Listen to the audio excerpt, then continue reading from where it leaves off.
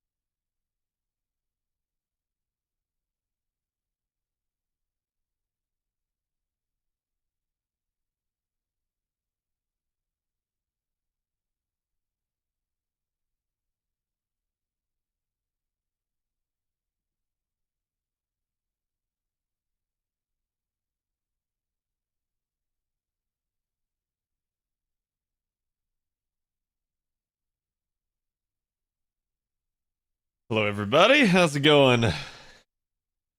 Ah, sorry, I am running a little behind again.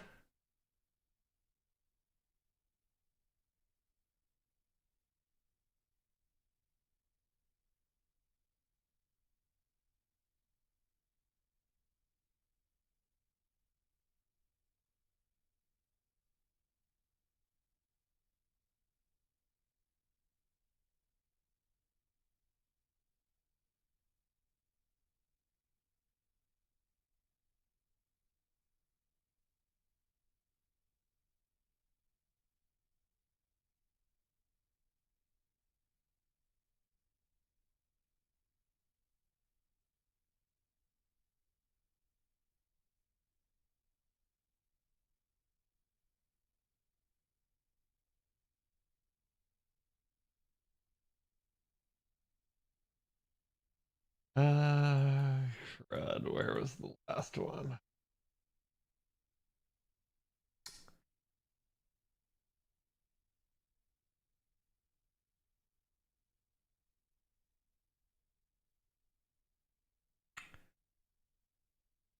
It was the.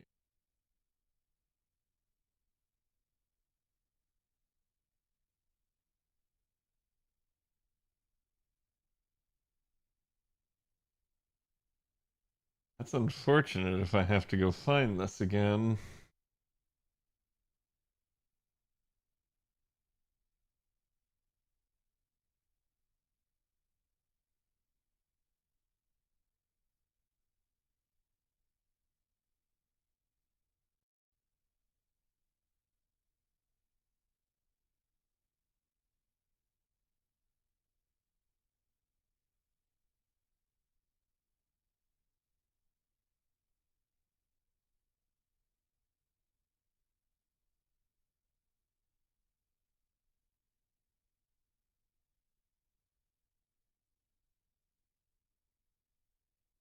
There it is.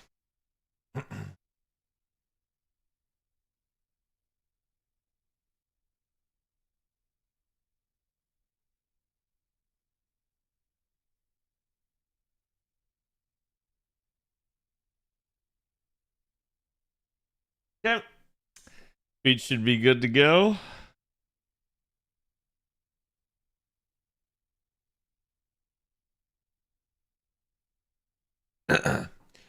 Yeah, I'll have to talk about Palworld here at the beginning a little bit because I feel like some people are gonna be getting upset about Palworld now with the way the internet is acting. So I'm gonna give you guys my 2 cents. I typed it earlier, but I want everyone to understand where I stand on this.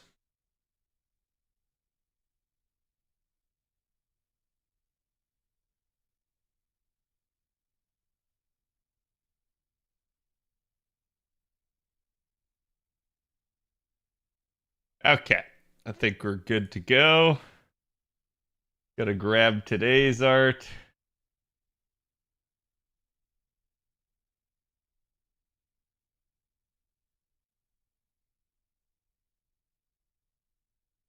Expose, thank you for the 4 months. Appreciate it. Profit, thank you for the 50 earlier. And thank you to Setsuna for the follow while I was offline. Hello, Hyde. Okay. Should be good to go.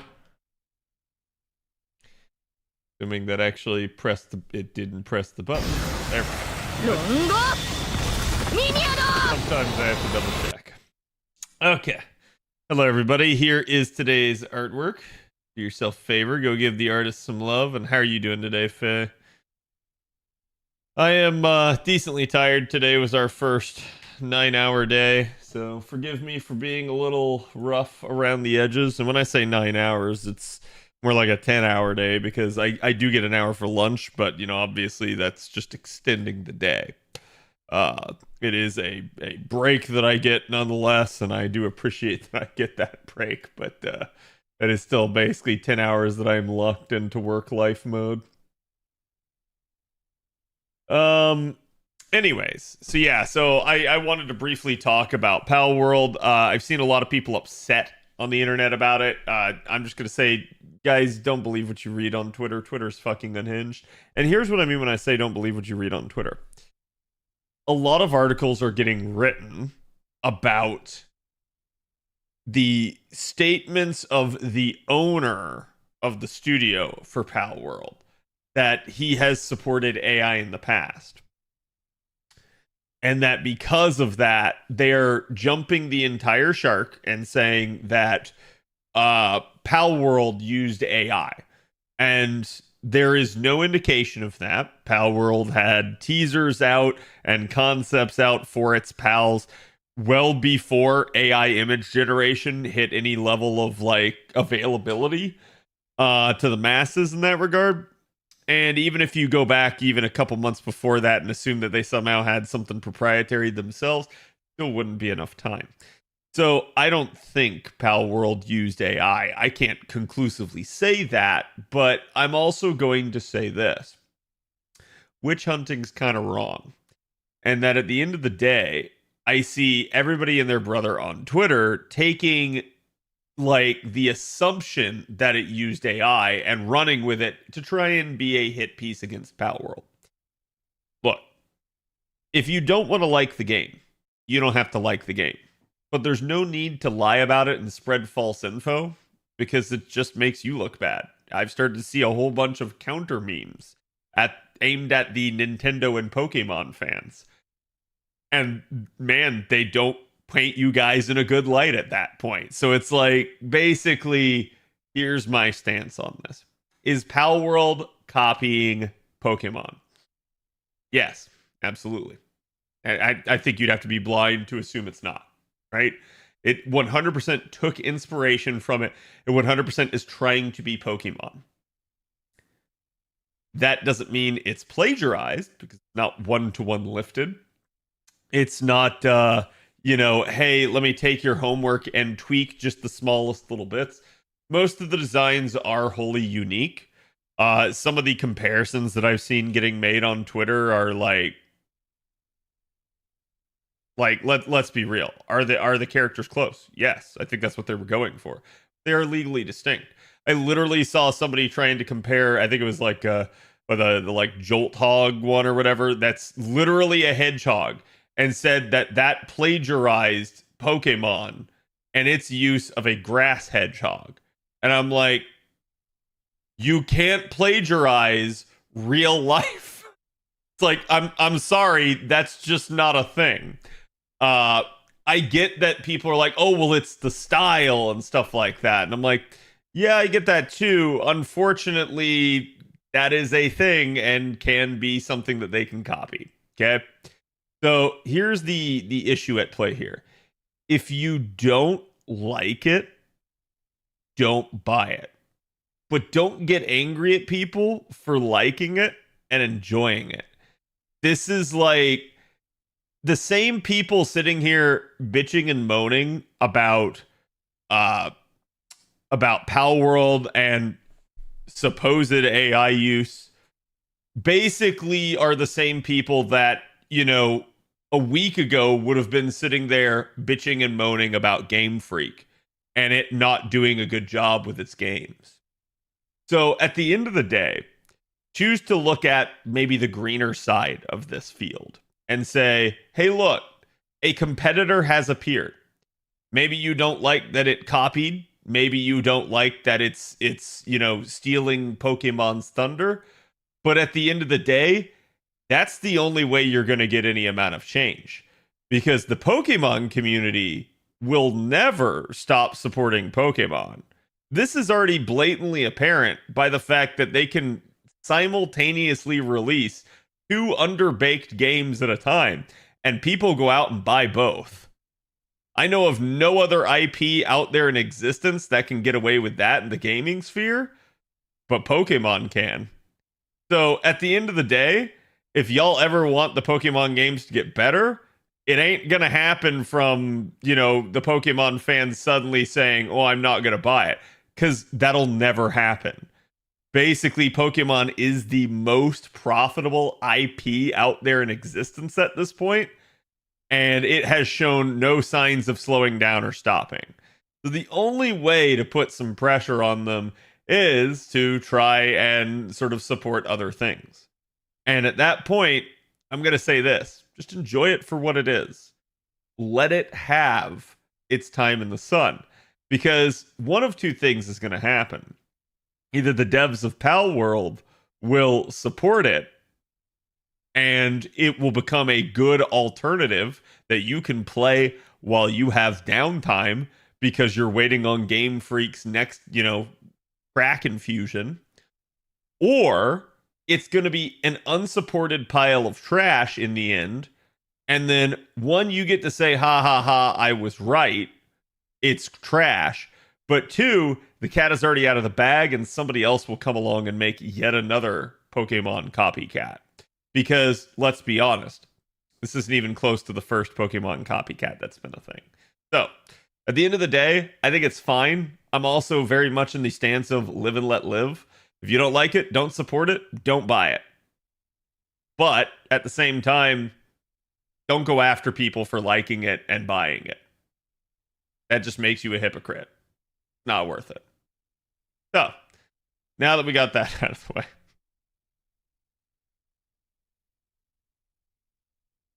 If the garbage man knocks on my door and I buy his garbage, I'm stupid. But yeah, like, I'm not going to make assumptions about anyone in chat or anyone else out there that likes Pokemon or doesn't like Pokemon, right? It is what it is. It's just one of those things where I see the internet going crazy on this.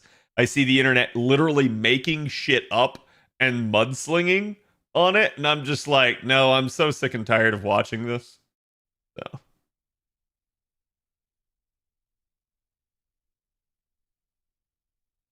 Nintendo fans are abused and it's just sad. I think you know, the vast majority of Nintendo games that come out are good. I think Pokemon is debatable, right? And you know, are the Pokemon games fun? Do you get what you maybe wanted out of them? I suspect yes, but I suspect that people wish there was more. And that's where a lot of the resentment comes from.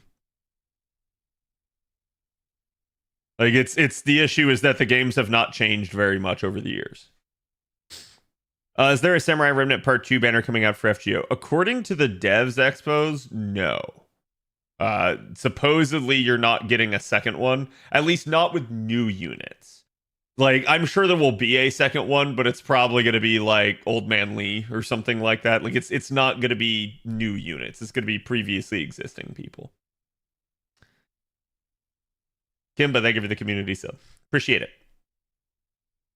Dad, if you guys were lucky enough to get a gift from Kimba, make sure you thank him. But again, like I said, I don't want to like stir the pot or make anyone pissed off, but I am completely okay with Palworld. I have no issues with it. If people have issues with it, I respect that. Just please respect other people is all I'm gonna say. Like don't sit there and like make asses of yourselves. Quality of the games as of late depresses me. I want to buy more of their games because I love Pokemon, but as of late, not happening. Yeah, and look, I'm gonna say this: the only way to get the Pokemon franchise to get you guys better games is to let them know that you're upset. And let's be honest, you can scream and moan and whine. That's not going to let them know that you're upset. There's only one way that they're going to know that you're upset.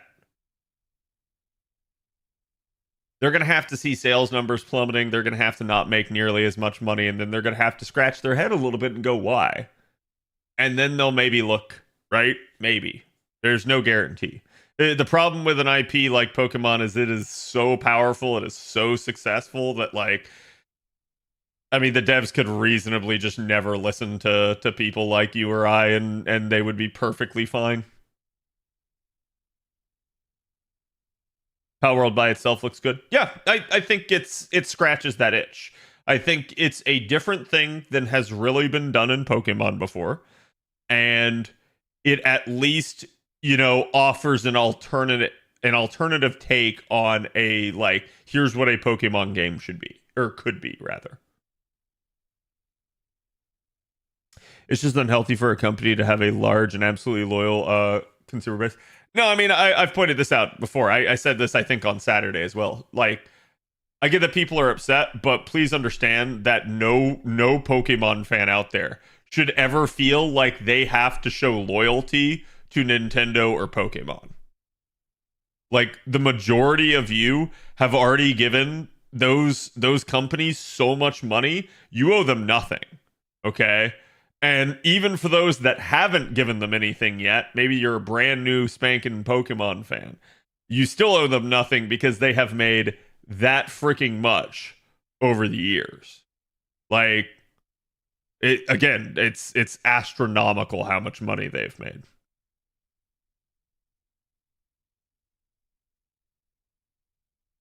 Like I said, a lot of the issue stems from people are making stuff up and claiming that AI was used when there is no proof whatsoever, and logic would kind of actually dictate that it was in fact not used. Just due to the timing of everything. But like I said, I want to be clear here too, and this is why I called it a witch hunt, right?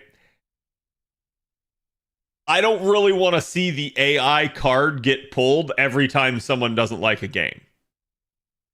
Right? Because I feel like that's what's going to be a thing. Anytime anyone anywhere in connection to a game I didn't like mentioned AI in a positive light, game must have used AI. Right? It's stupid. And it's honestly it's kind of bigoted, right? Like, if you really think about it, it's saying that, like, well, this is evil and anyone that likes it is evil, and therefore I'm not going to do anything with it. I'm like, don't get me wrong. If it was somehow threatening to you or something like that, I get that. But again, we got too many people that get upset on other people's behalf.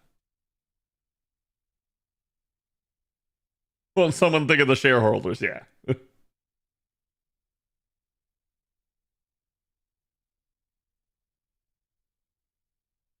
Using AI is a broad term. AI doesn't always imply someone losing their job. Yeah, some really interesting takes on AI. I've talked about it numerous times on the channel before. Y'all know I've used AI. Like, I don't really see an issue with it. At least as long as the person using AI is doing so responsibly. Like, and I've talked about this before. Do I like have I used AI before in the past? Yes. If you guys remember, I used them for several of my schedules in the past. Why did I do it? Because I didn't want to have to commission an artist for every single thing that I make. Right? Like, obviously for big things, I commission artists. Y'all, I'll go ahead and reveal this for you right now. Do you want to know why I don't in any way, shape, or form feel like obligated to commission artists? Here's why. Chat, there are not many people like me out there. There are people that are way more than me. There are people that are way less than me. What am I talking about? I'm talking about the fact that I have spent 5 figures, multiple consecutive years on artwork. I don't feel obligated to commission any artist. Period. Like, nobody can ever tell me that I didn't spend enough money on art. How dare I? Think of the starving artists, right? Damn, I have fed so many artists over the years. I don't feel bad, right? I love artists. I also hate artists. Dealing with people naturally has its ups and downs, okay? So the whole point that I'm making is, am I the biggest, like, commissioner out there? No. But am I the smallest commissioner out there? No, I'm a far cry from the dude that's on the artist Twitter begging them for free art. Okay? I have commissioned so many pieces over the years now. At this point, I'm good.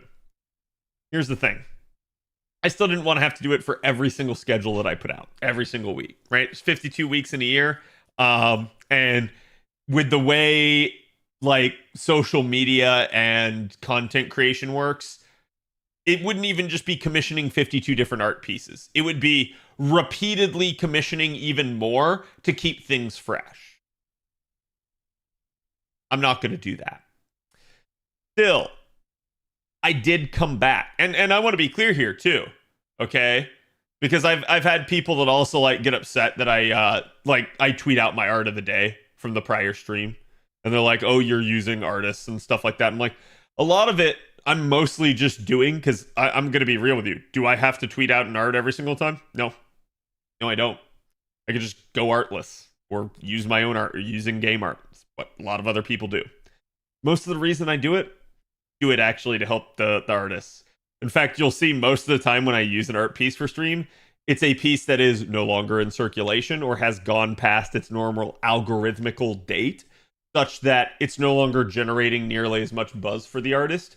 So me going out there and reposting it, in fact, for them and giving them a link to their socials does help them. Is it a huge help? No, probably not. I wish it were more, but a lot of that has to do with any amount of clout that I would have. And if I had more, I'd be able to help more, but I don't have more, so it is what it is. The whole point here, though, is, yeah, I've had people judge me over the years for various things that I've done. But at the same time, I still have gone out and commissioned a ton. I have currently over 3 commissions out right now at this very moment. And that's not including things that are not being worked on at the moment. Spend a fuck ton on art is basically all I'm trying to say. So at the end of the day, is me using an AI piece here and there hurting anyone? Nope. Because I wasn't going to commission someone for that thing anyways. That is the only time I've ever used AI art, is when I wasn't going to do it anyways. Or, in the case of my schedules, basically tided things over until I got more commissions. So it is what it is. And this is where I'm going to say, a lot of people get really upset over AI, and I have never seen a group of people write someone else off faster than anyone caught using AI. And here's the thing that I can equate it to. The only other things that I've ever seen people write someone off faster for are when people were like racist, sexist, you name it, right? Some form of bigotry. And at the end of the day, it's like, I don't like seeing that no matter what the case is, right? Like, for all you know, that person was just trying it out for one time. I have literally seen artists get canceled because they tried out AI themselves for one art piece. And I'm like, no, right? A completely random question, but is someone else having trouble unlocking missions 93 to 97 in the case files event? Yeah, I was gonna say, double check what the missions are. Usually it'll tell you. Yeah, if I'm never going to commission anybody, nobody will get hurt. Well, and I understand that the artists, especially the smaller artists, view this as, well, how am I supposed to get anything done when no one will commission me because everyone's using AI art, because AI art is better than me, because I'm not that talented yet. And I have two statements, and one of them is not something that people are going to like to hear in some cases. The first statement is, if you're not that good, you probably shouldn't be soliciting commissions.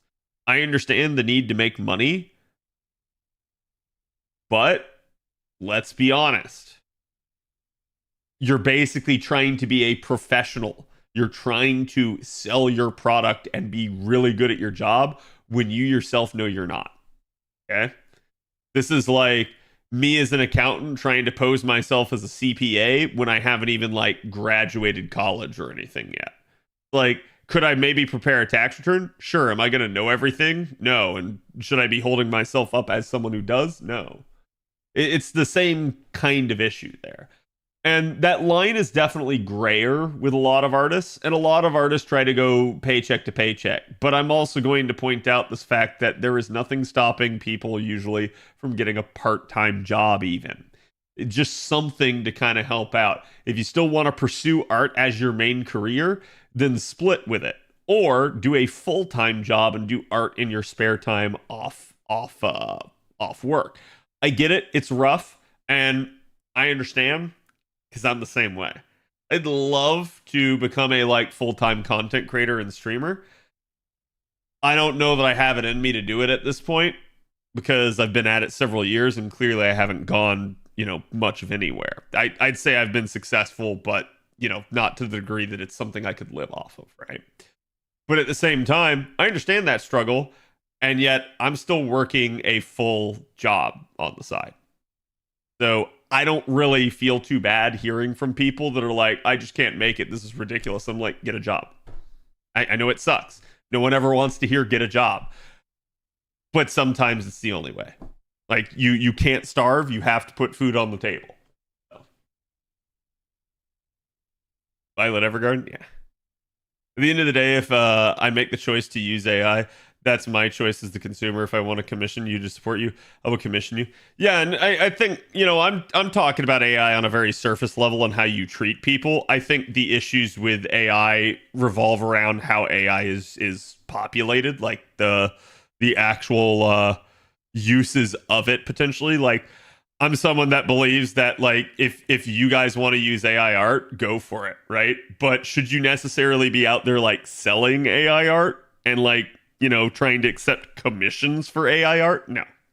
I think trying to act like you're an artist when all you're doing is generating AI, I'm sorry, I don't really feel like that's accurate. I feel like you're basically, lying at that point. But like I'm also not someone that's gonna sit there and be like, oh, you can't make AI art, right?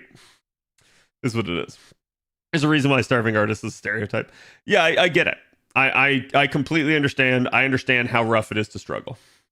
Work sucks, but you need the bucks. Exactly, Salting. How's it going, bud? What have I missed? Just an interesting conversation right here at the beginning of stream. But yeah, you guys can see I'm at 96 missions. I just have bone enemies and machine type enemies. I obviously have like the challenge quest and stuff to do. I don't know what day we're gonna do that on, chat. I will find the time. I have advanced the side thing here, so we are moving along. When I find the time to read, I think it's the chocolate hanging gardens is the one I actually need. And I think I, ironically enough, had just switched to doing like a 4-turn instead of a 3-turn because this node's kind of annoying. Shadowmancers, thank you for the tier 1. Appreciate it. Welcome to the stream and enjoy your emotes.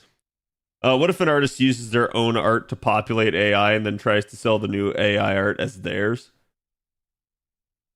That would be really weird, and it would require you to have some form of like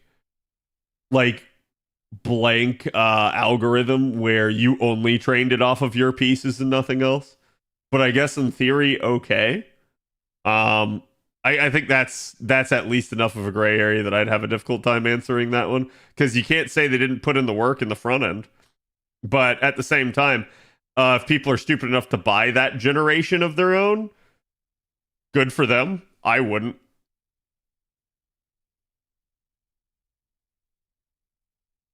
I feel bad for wasting it. It's all good, Ken. Here's my bit of support. I appreciate it, Shadow. It's hard to isolate the model of single artist in stock. Right, that's what I'm saying. You'd basically have to have your own model at that point. Oh, I didn't want to do this. I think I'll just go without the arts up here. And then we will... It's gonna have to be... You know what? No, let's not do the Brave Chain because it'll probably kill. And if anything, I actually want not to kill. But I'm gonna kill. Yeah, damage bonus plus arts card. The model's already tainted from the baseline due to the initial scrapping. Yeah, I saw there was a big one the other day where it was like a bunch of artists were using like they came out with this new like sort of poison pill thing, and that's been a thing, like this masking where they apparently can overlay a bad image and use that to poison the well, so to speak, for AI stuff. And I'm like, here's the thing. If someone realizes you're doing that, they're just not going to take your art. And that's fine, right? Like, I understand it, but it's not going to stop the whole AI thing, because there's going to be plenty of artists that don't do that. And there's going to be plenty of people that basically just don't care. So, and worst case scenario, I assume if that became an actual problem, the AI people would find another way to do stuff. So it is what it is. AI is the future. AI is a future. It's not the whole future. And I think that's sort of the issue at play with a lot of this, is like people get really upset about it because they assume that, like, you know, everyone's out to get them and stuff like that. And I'm like, I don't really think it needs to be anything like that. Man's dehydrated. Thank you for the follow. I in fact am.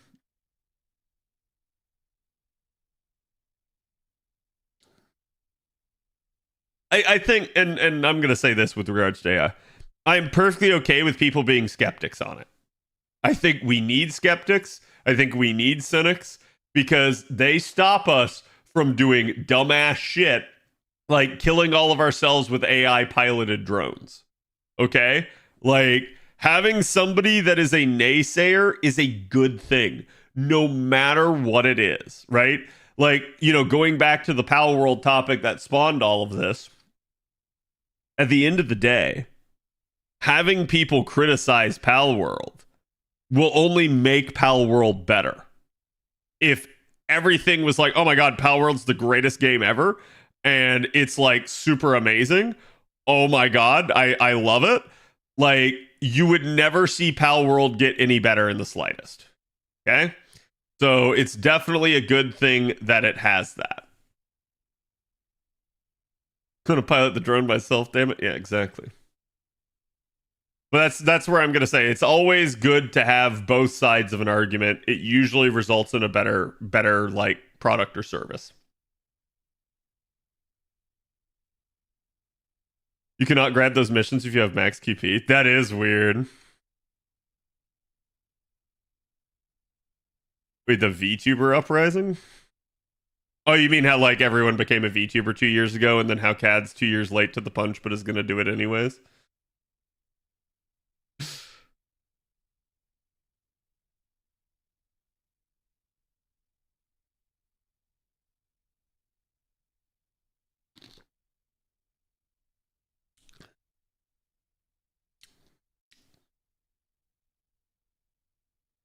NPC that responded based off AI are so much better than an NPC that responds with the same lines.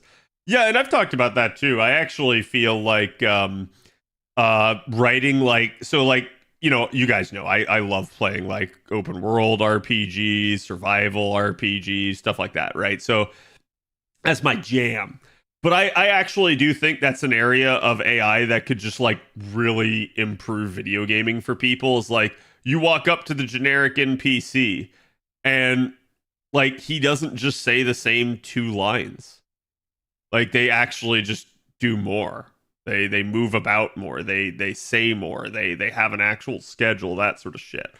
Something that would basically take programmers and writers millions of hours to do could theoretically be like mass produced with AI.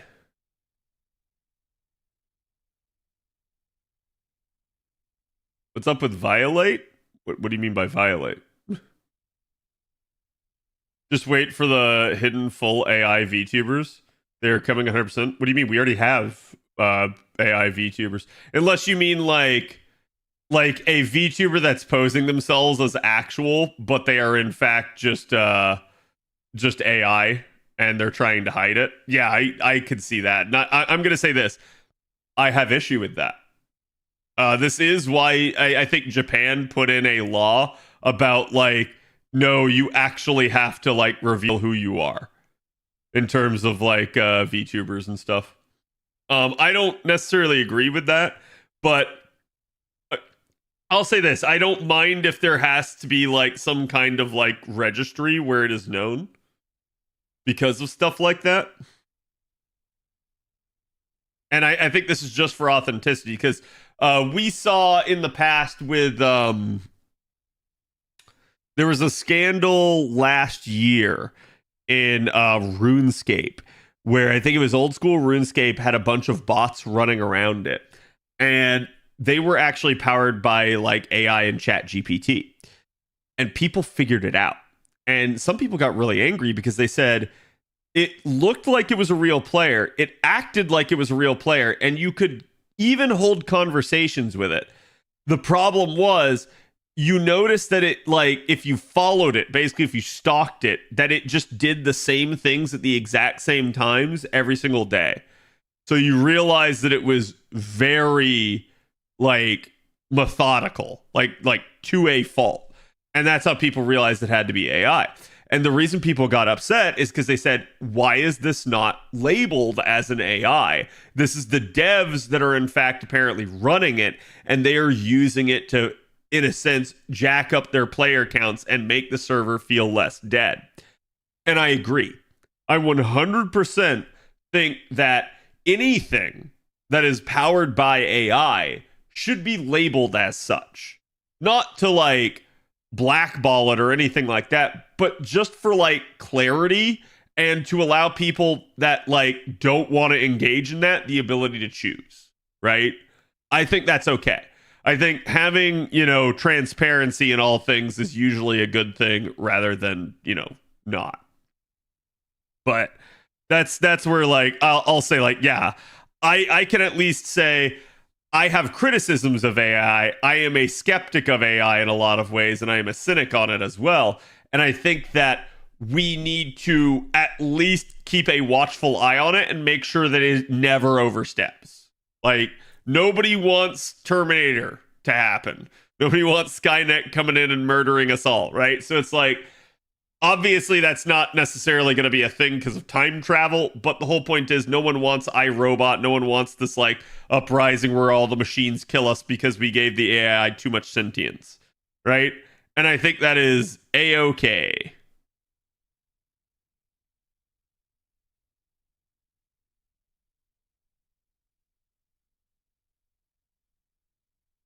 Paywalling the new game plus behind Ultimate Edition. I mean, like, what would you even do in a new game plus of that, though? Like, I feel like you would just play through the game again, and I guess you would have all like you'd have all of your unlocks from the first playthrough. I don't know. I also don't want Wally World, right? Science fiction is a precursor to science fact.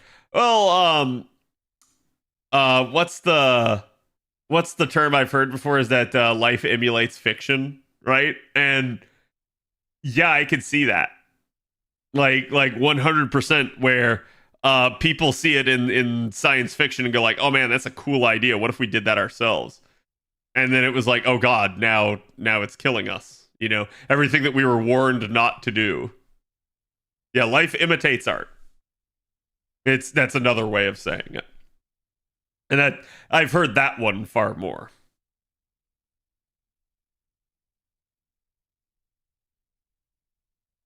Oh, okay. You said violent. I was like, what do you mean violate? But yeah, no, it's fine. She's cosplaying as Arturia. It was a good piece.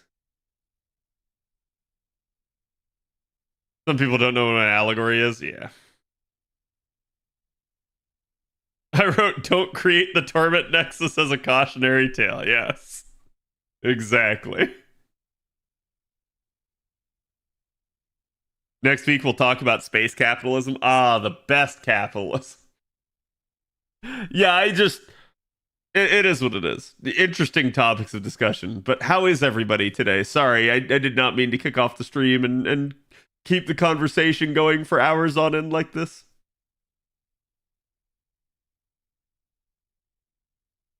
Thank you. I appreciate it.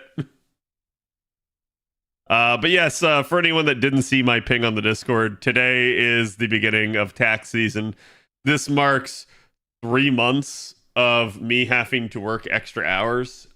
It sucks. I'm gonna be real with y'all. There's no way to sugarcoat it. I wish I didn't have to do this. It is especially harder on me than probably anyone else in the office other than maybe my dad. My dad has the most workload, and that's why it's the worst on him. But outside of him, I'm definitely the one most affected by it because I stream. I have no significant other either, like a lot of my other coworkers, to basically help pick up the slack while I get super busy. So I have to end up handling everything around the house, and that often will result in some, not so easy things to get done.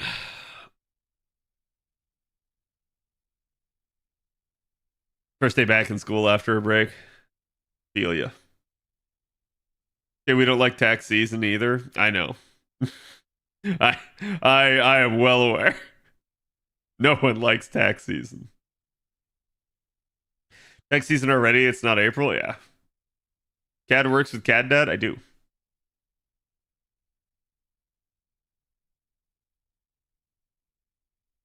And I've had to bench eat it for hitting Bond 10. Do you use Bond Grails at all, Sleepy? Can we just move to the moon cell? Wouldn't that mean we'd all be dead? Surely you can have your dog get a job? I wish. But they are even more slackers than I am.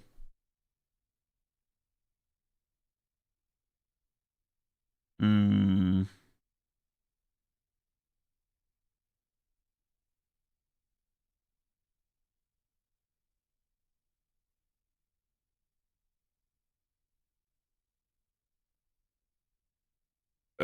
This is just, there's no way this is gonna equal enough. I'll try pre-carding, but essentially I'd have to get Da Vinci back to like 50% here to have enough charge, and I'm not going to. What do you think FGO could take from Arc Knights? We just got done talking about Palworld and why people are upset at Palworld from taking from Pokemon.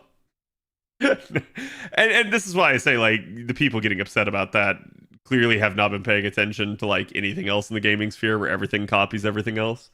But what do I think they could take from Arc Knights? Yeah, I mean, I wouldn't mind something like a base system. I've seen that in a couple other gotcha games as well, where it's like I think having the capability to spend more time and interact with your units and make them feel a little bit more alive is always gonna like do better, right? Um, I don't really know why that is a thing that's like not happened in FGO, but is what it is. Just train them to pull sleds and enter them into races. It's Florida. There's no snow. I'm gonna use Bond Grails because I only have like 7 of them waiting, saving all my supports. Yeah, that's actually a smart idea, especially if you feel like you won't have a lot of rare prisms to purchase them. It's usually a good idea to be cautious with them.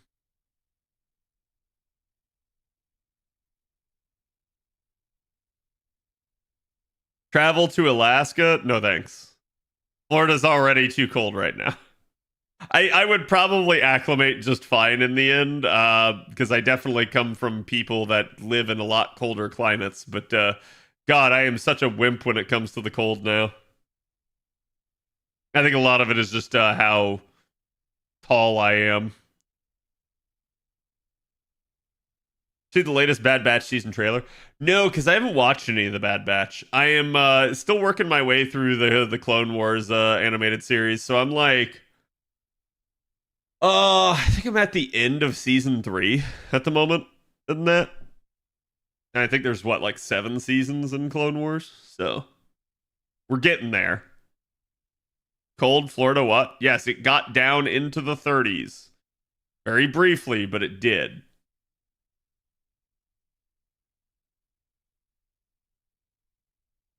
Bad Batch is basically the 18. Yeah.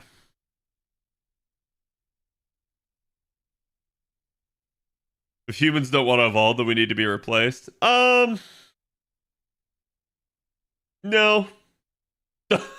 No. I think everything has a right to like life, especially everything with sentience, right? Like I understand the like tricky arguments that you get when you say all life has a right to life simply because it's very difficult then for like human beings to consume anything, and everything consumes stuff. Like it is natural to consume. This is kind of how nature works. So it's like I will just say that everything sentient, I think, has a right to life, but we need to be careful that we don't birth other sentience into creation.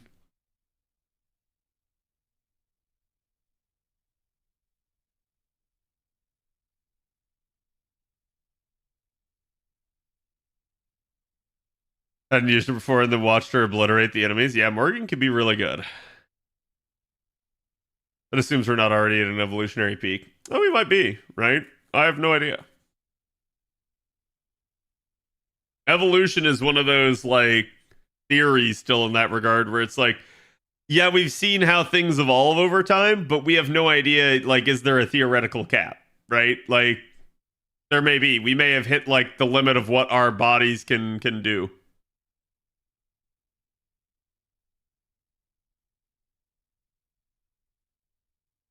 Isn't that why we have conflicts and wars? Yeah, a lot of it. I've heard that like, everyone always beams about like the U.S. fighting over oil and stuff, but I've heard that like in the future the theory is just simply going to be that like the next wars that we have are going to be over like natural resources, but not like oil, like fresh water.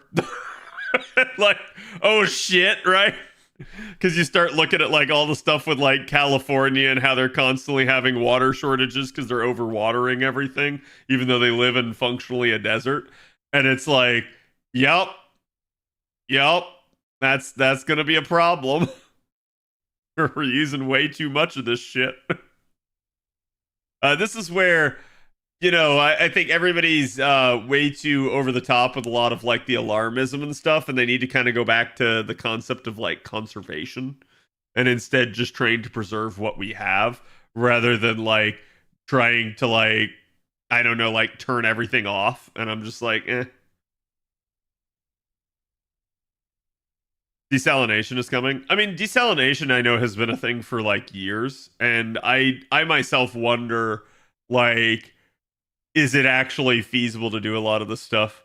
I know they made didn't they make a like an actual like leap forward towards fusion recently? Which I for one can't wait until we have an actual fusion uh reaction go wrong and then like, Earth just gets sucked into a black hole.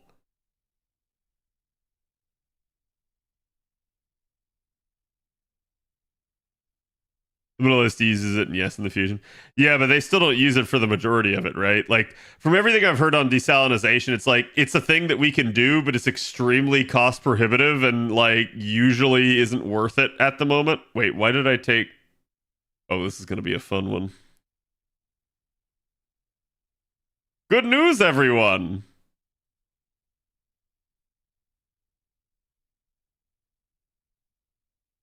I have realized. Oh, why did I do that? It was not her card. Oh, well. You can tell I'm tired, chat. Anti-nuclear crowd is worse for than the environment than the coal crowd. I mean, I'll say this. I kind of understand why people would be anti-nuclear. Do you want to live next to the nuclear power plant? Everyone's kind of seen like how Chernobyl played out, right? So it's like, I get it. I understand that it's super safe, but no one wants to be that guy that ends up being like the man, I picked the wrong time to be alive.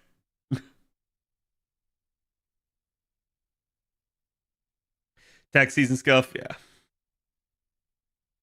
More than any other power source. I know. Like I'm down with nuclear. It's just, but like at the same time, like I don't want to live next to one. Let someone else live next to it. The instance where they did like everything wrong intentionally, yeah. But there's still been other accidents over the years and stuff, and I get it, right? Like, is it likely to happen? No, it's extremely safe, and everybody does their damnedest to make sure that it is. I still don't want to be the guy that lives next to it. Like even chat, even let's assume that there was a nuclear reactor right across the street from me. Let's assume that I know it's melting down and I get out. I get out before anything negative happens to me. But then it still melts down, irradiates the area, and like all of my possessions are just fucked. Like, thankfully, I have homeowners insurance, but like at the same time, I'm gonna be getting pennies on the dollar, not the whole thing. Look up 3 Mile Island. Oh, I'm aware, right? Like I said, it with how many nuclear power plants are out there. Like, I think a lot of people don't realize just how many already exist and are already in their state. But at the same time, yes, I also 100% just don't want to be that guy. Get superpowers? I don't I don't think it works like that. It's almost like that if that were possible, that we would actually have people with superpowers because it would happen to somebody already at this point. Lotus Ultra, they give it the follow. Maybe, chat, maybe with nuclear fission, we can have that happen, right? Like maybe at that point, like we actually have, because it's relatively untested still. So maybe we actually have like, hey, if you happen to be the idiot that goes and climbs on the collider, like how did I take Castoria again? My brain, I swear.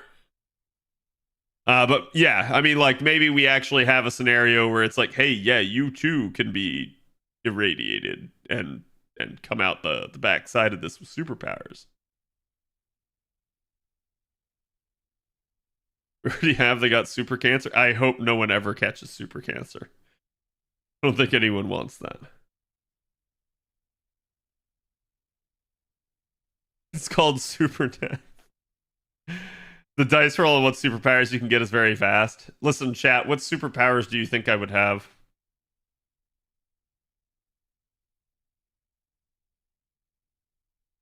History is so good, do you think she'll help more?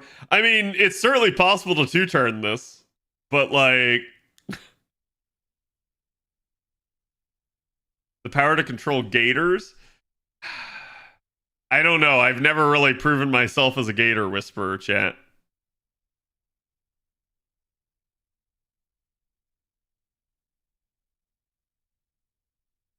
Gatormancer.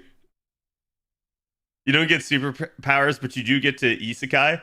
Oh, chat. Okay, so out of all the worlds that you could Isekai to, which world would you want to get Isekai to the least? Chat, can you repost the art link again? Just type exclamation point art. 40K. Always 40K. Hello, Natasha.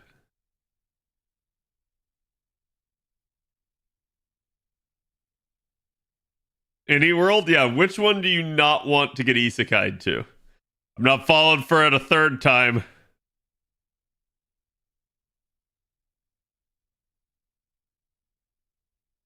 Yeah, why don't y'all have your Oberon with a Bon C? There you go, Leo got me.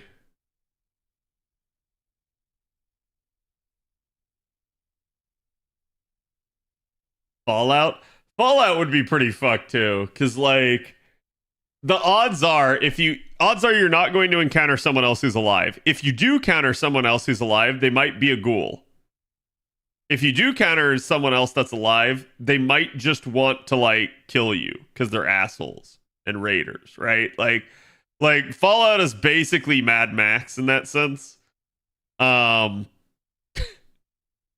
and it's like I get it, but also at the same time I don't blame anyone for not wanting to live there.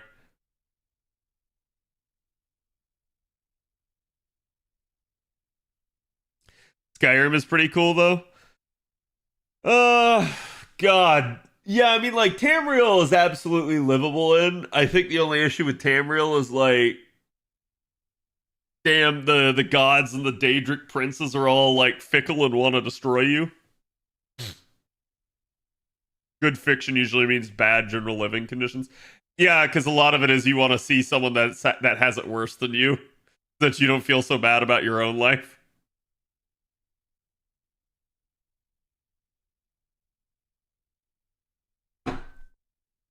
Tamriel has furry thieves. Okay, that's an interesting statement. Is that a good thing or a bad thing? From your perspective.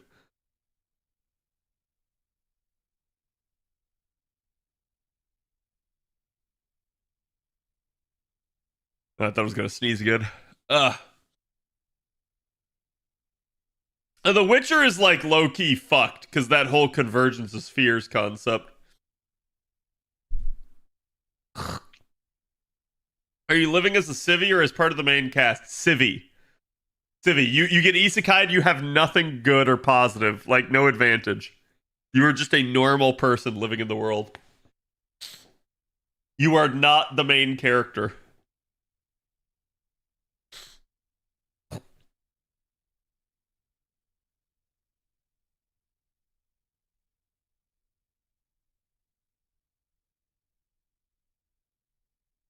Am I getting sick again? I don't know. I've had really bad drainage today. I hope I'm not getting sick again.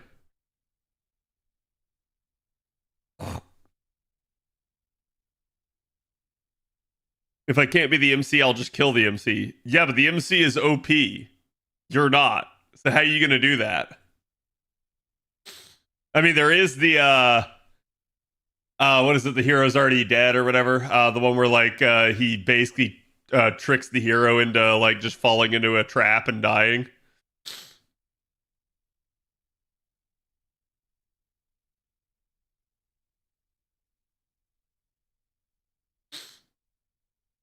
But most MCs are dumb and too trusting.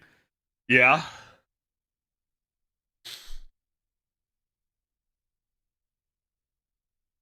Invite him over to dinner and poison him. So I really like the concept of poison because it's always overplayed in stories and movies and stuff like that, where it's like, oh, they drink the poison, they die immediately. In reality, to poison most people by food, you usually have to do it multiple times because chat, y'all ever gotten food poisoning? What do you normally do when your body disagrees with something?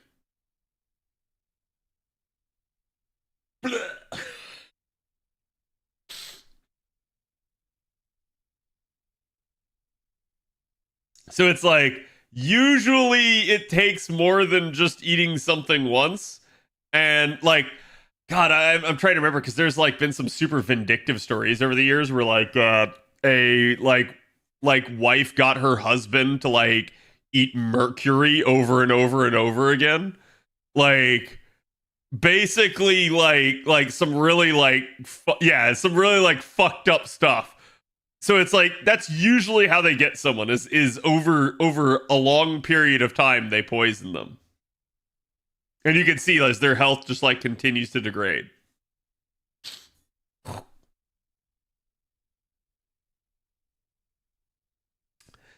Depends on the poison though, doesn't it, such as fugu? You know, I don't know. That's an interesting one. I have no idea how fast fugu can kill you.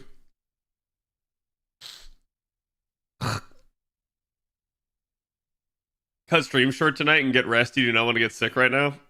Is what it is. Better to get sick at the beginning of tax season than the end.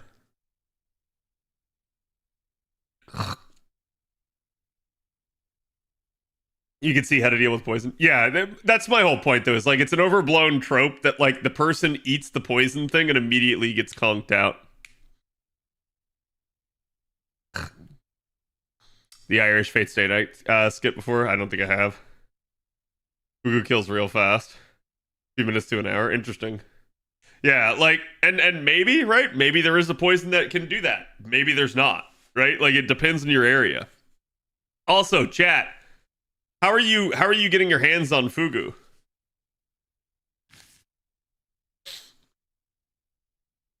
Like where are we at? What's the isekai world? Because most poisons are difficult to collect because they're from poisonous creatures. Just say. Rat poisoning? Oh, you mean like arsenic, right?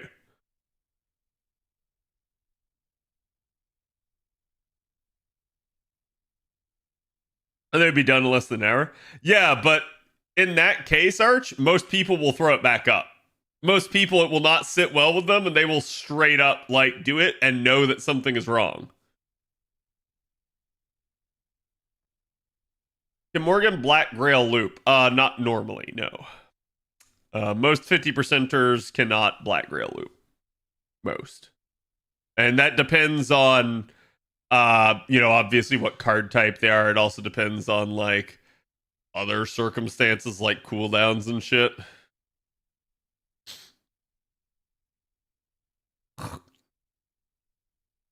We get stranded on an island in the middle of nowhere and ate it by mistake. You think fugu just washes up on shore? It's like a dead jellyfish. You ate a dead jellyfish off the shore? You know what? You deserve to die at that point. Like, yeah, you ate a rotting jellyfish off the shore. Or sorry, fugu's not jellyfish, right? It's like a puffer fish or something, right?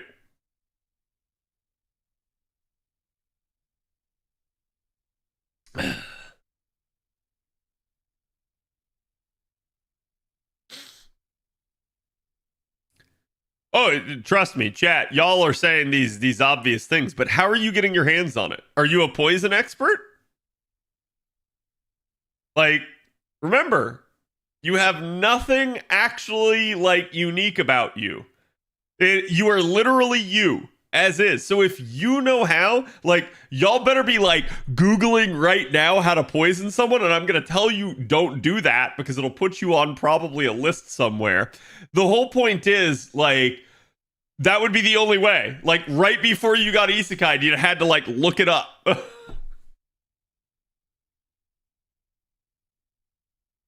then you still got to assume that whatever world you got isekai to, you had the ingredients.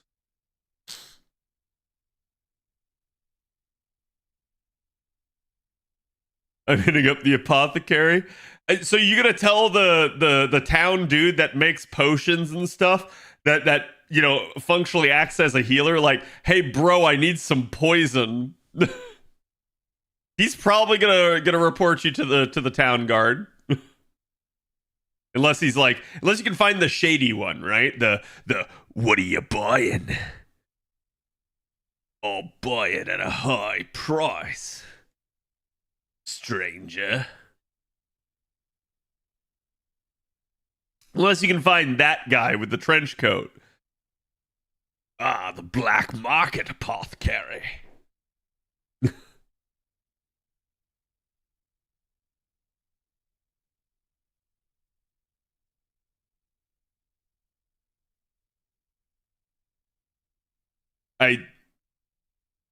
Yeah, but I mean, alone on a deserted island, it's not like you have the capability to prepare that safely. How's the collab going? I haven't really shown it to you guys because I keep getting stuck doing my ordeal call, but like I'm certainly behind on it because I'm doing ordeal call. But I have to say this: I hope the story is good because this is one of the most annoying events with its bullshit 5 AP that I have like ever seen. I'm just like, dear God, there are just so many of them. I think I've done like 25 APs before this, and I still have, as you guys can see, like 7 to 8 more I gotta do. Do isekai people know about carbon monoxide? I don't know. Do you have a capability to like mass produce carbon monoxide? Like I guess you could like try to like lock them in a house with like smoke or something. But like at that point, most houses have like chimneys and such. So you'd have to like go back in there and like plug up the chimney. And then most reasonable people would be like, I'm gonna get out of here. So you'd have to like barricade them in or get them while they're sleeping. At which point, chat, just murder them. It's faster. Like there's less opportunity for them to escape. And I'm not telling anyone out there to go commit murder. Please don't take me out of context. Just like in this theoretical what if situation of you're trying to kill the MC of an isekai because you got isekai'd and you don't have powers. And even though you think killing him will help, you're not actually going to gain his powers by killing him. In that weird ass scenario, it's probably just better to like wait till their guard's down and go after him, right?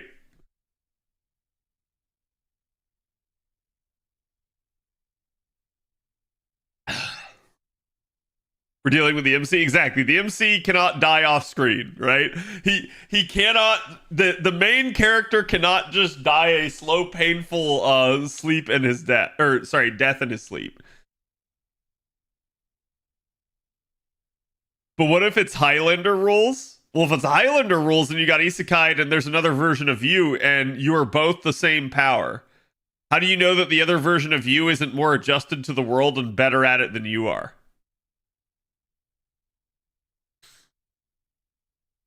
Wouldn't a cultivation world eventually make you strong no matter what? No? What if you're a trader? Like what if you don't work the field?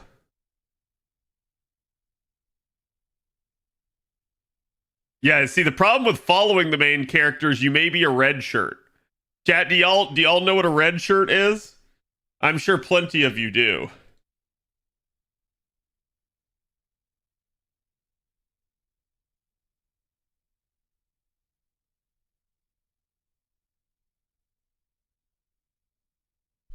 Okay? So I'm just picking a random meme. I have no idea if this is good. Oh, okay, no, this one's better. Right here. Okay.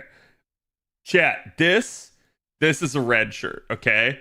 This is, back in the day, your old man Star Trek, okay? I say your old man's. Definitely, there's some people in chat I think that are old enough to have seen the original Star Treks. But like, the whole point is the red shirt meme comes from all of the people on the show that were red shirts were like insignificant, unimportant, and just like died. Like for them to have like battles feel dramatic and things feel high stakes, they had to kill someone. And who were they going to kill? They weren't going to kill William Shatner, the main character. No, they were going to kill the red shirts. The red shirts were new and different every single episode. No one cared. So like that's where the term red shirt comes from. At least in the meme sense.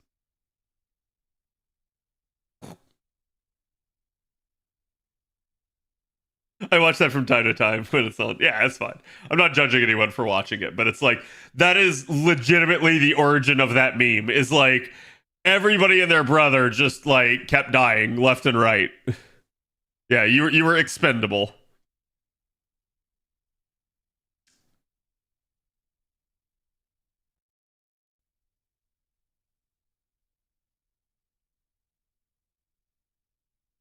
Can I be an average elf in Lord of the Rings? No, you're human. You exist as you are. You literally just get 1-to-1 to chat. You gain no powers. You look no different. You do not de-age. You are literally 1-to-1 transported. And the original question was, which world would you not want to be a part of?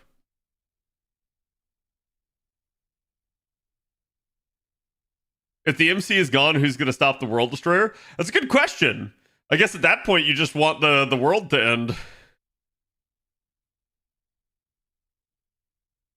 Choose to isekai into the Silmarillion. Yeah, but if you do that, then Amazon will buy half the rights to you and basically butcher your story.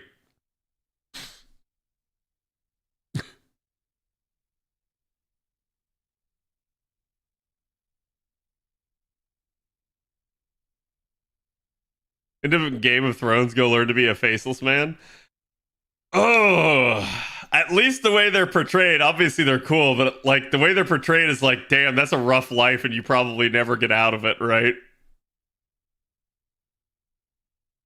Can you speak English? I'll allow that, chat. The one thing is you can speak whatever the common language of the world is. That's it.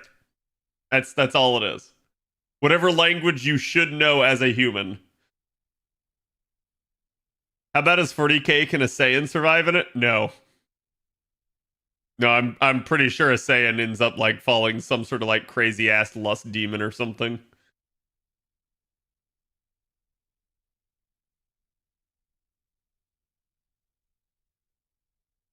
Yeah, the Saiyan would basically just have to like show up and be like, "That's a new world and it's full of sin and debauchery. I'm gonna destroy it," and like just shoot it from outer space over and over again.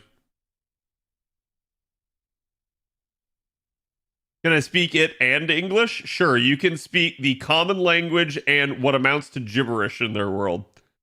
They will in fact think that you are insane. What about reading and writing though? Whatever equivalent level you are capable of here in this world. Which means if you don't read and write very good right now, chat, damn, you fucked. Don't know cursive. Damn, you fucked. It depends if they choose just to fuck out of the main galaxy. Yeah.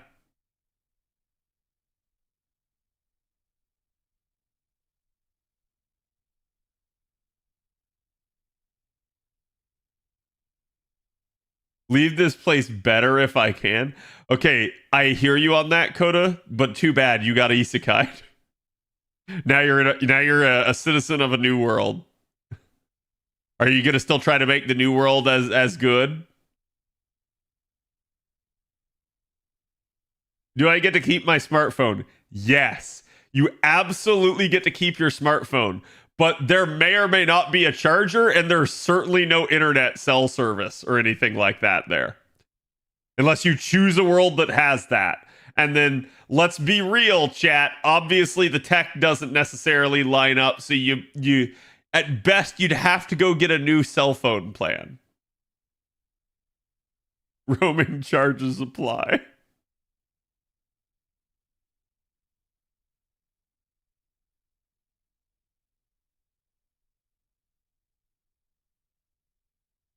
So we can still take selfies? Yes, until your phone battery runs out.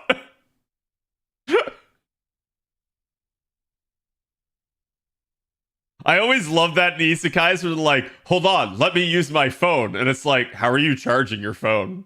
Like, you're in like a fantasy medieval world, and I'm like, why are you using your phone? You have no way to charge it. And then they always come up with like some bullshit of like, oh, I used lightning magic. I'm like, sure, you fried your phone circuits. Okay. Just bring a solar powered charger. You know what, Panda? I'll allow it. You can have everything you need to extend the life of your phone. Good luck getting it to last longer than like 2 or 3 years. Like, straight up.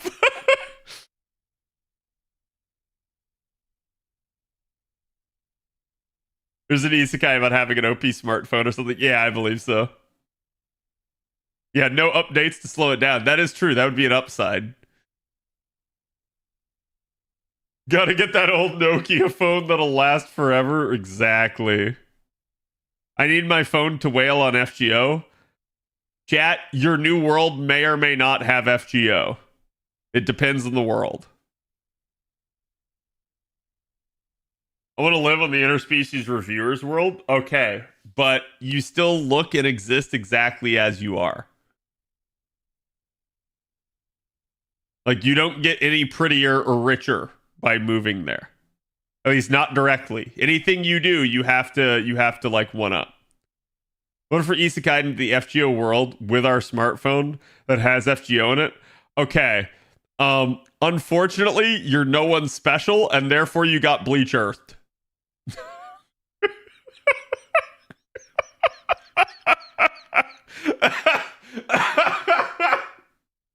Yeah, you don't want to get isekai into FGO. Cat hates. No, Lost Belt citizen. Okay, is there a Lost Belt where you currently live? If no, then you're screwed.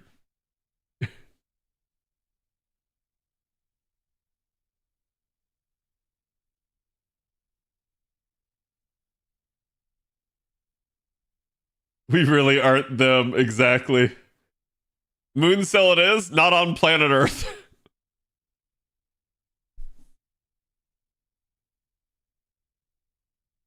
You isekai into FGO and you are Castoria, so you hate yourself. Well, actually, that sounds pretty normal for chat. Brazil, so spoilers. I see. Well, actually, no. Because interestingly enough, that's not where Lost Belt 7 is. Much to the annoyance of Brazilian people.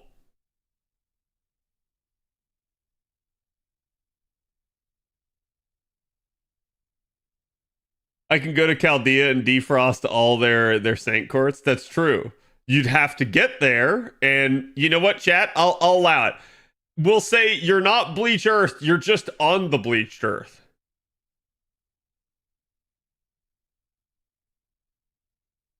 Kat, how do you know we aren't a Lost Belt that successfully took over the world? Because at that point, you're not a Lost Belt anymore. You're the main timeline. Like, I want to be clear here, chat.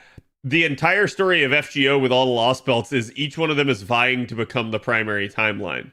They're vying to supplant us as it. AFK, thank you for the 55. Thank you for the 5x5.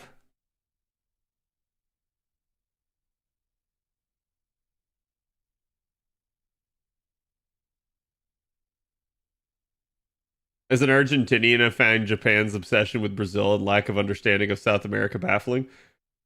Wait, what's the South America that you speak of?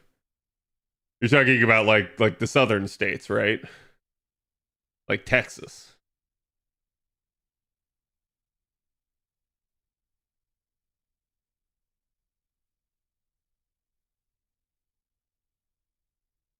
Part of Area 51 survive? Maybe.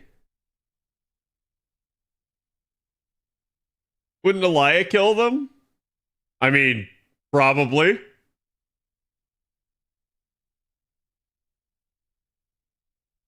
I think he means the land past Mexico. There is land past Mexico? What? No, there's only ocean. You're lying to me. I feel like Nay successful Lost Belts would be drowned in Counter Guardians. Perhaps.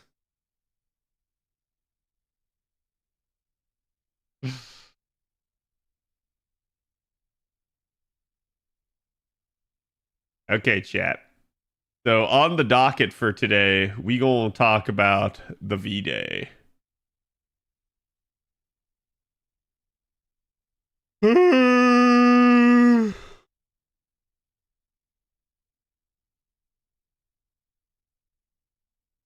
Why is the song about Bilbo Baggins putting me to sleep?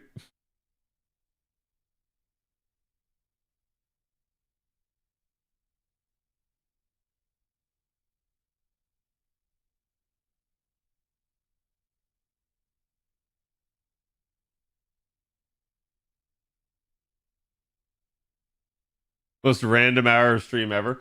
Listen, it's what I do, chat.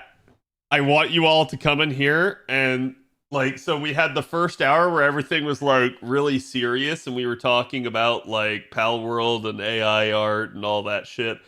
And then the last entire hour was us talking about like, what if you got isekai? So I like completely took your mind off of current events.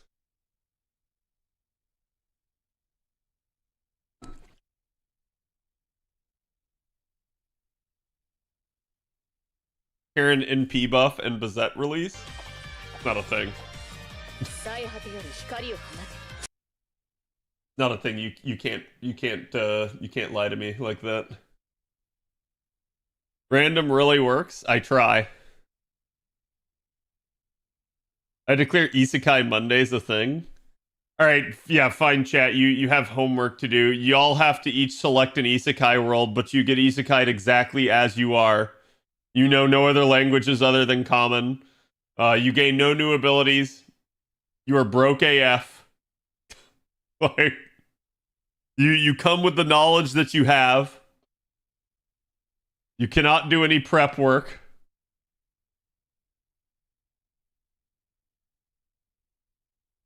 Bizette, who's that? I need CAD to explain it to me. Okay. Oh God. Cat doesn't this one have the lock on Choco again?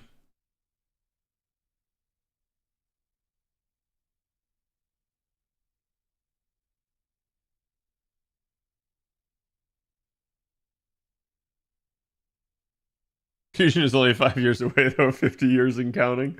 I hope it's only 5 years away.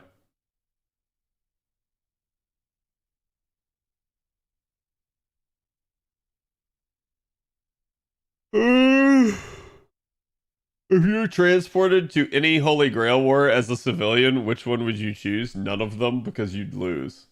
Like, do you mean like in FGO? Because the only ones we've had in FGO have been singularities, and they all get wiped out in the end. But if you mean like in all of Fate, I don't know. I don't know enough about the alternate like Holy Grail Wars to know whether anything really works. I guess you'd probably want the Waxing Moon ritual because at least as of that one having played, the whole of Edo didn't get fucking destroyed. But like that's about it.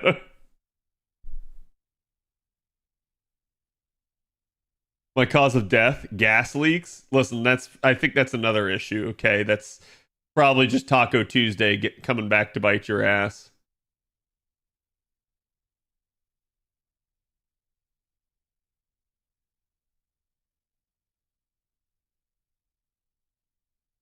I could have sworn we had the lock on Choco chat. Did we not?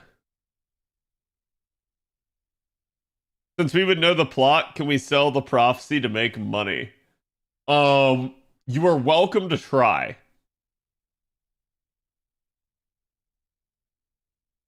Also, understand the butterfly effect and the fact that you attempting to predict the future and sell it may in fact change it. That's the final LB7 boss taco, man. Yeah. Was this the Valentines where you could choose two of your servants and they would get super power up for the duration of the event? I don't know. That's what I'm trying to remember. I'm trying to remember exactly how this one worked because I could have sworn it has lock on Choco again.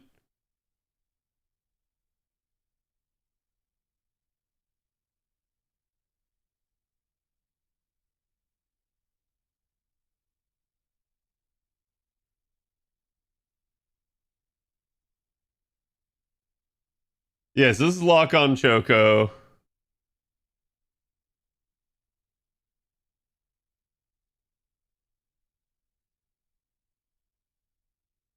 Let's use the buddy point thing. Maybe that's what. Yes, that's what I'm thinking of.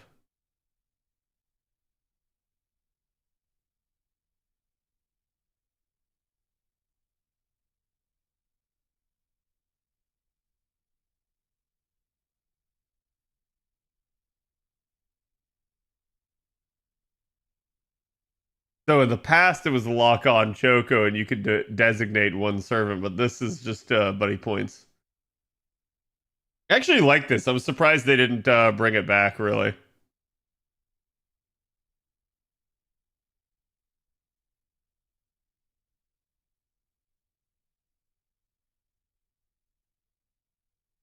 Yeah.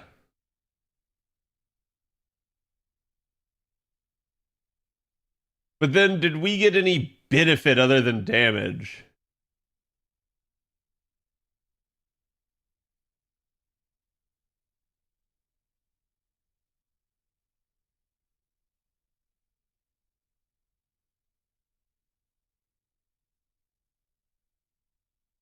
Yeah, it looks like it's bonding.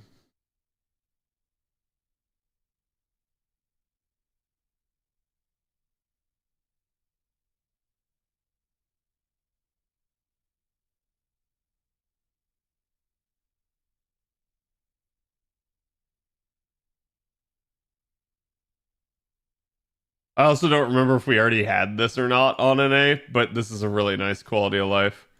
The ability to receive 10 surprises at once. Because it just lets you, like, queue a bunch up.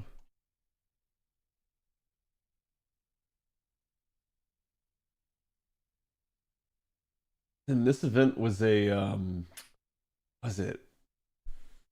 I think it's just a straight event. I don't think it's a mission event or anything like that.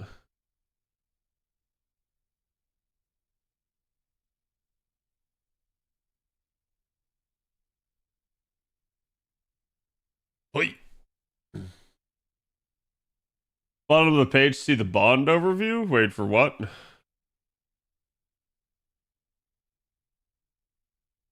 You talking about this or are you talking about the event bonus? Oh, point ladder event. Okay.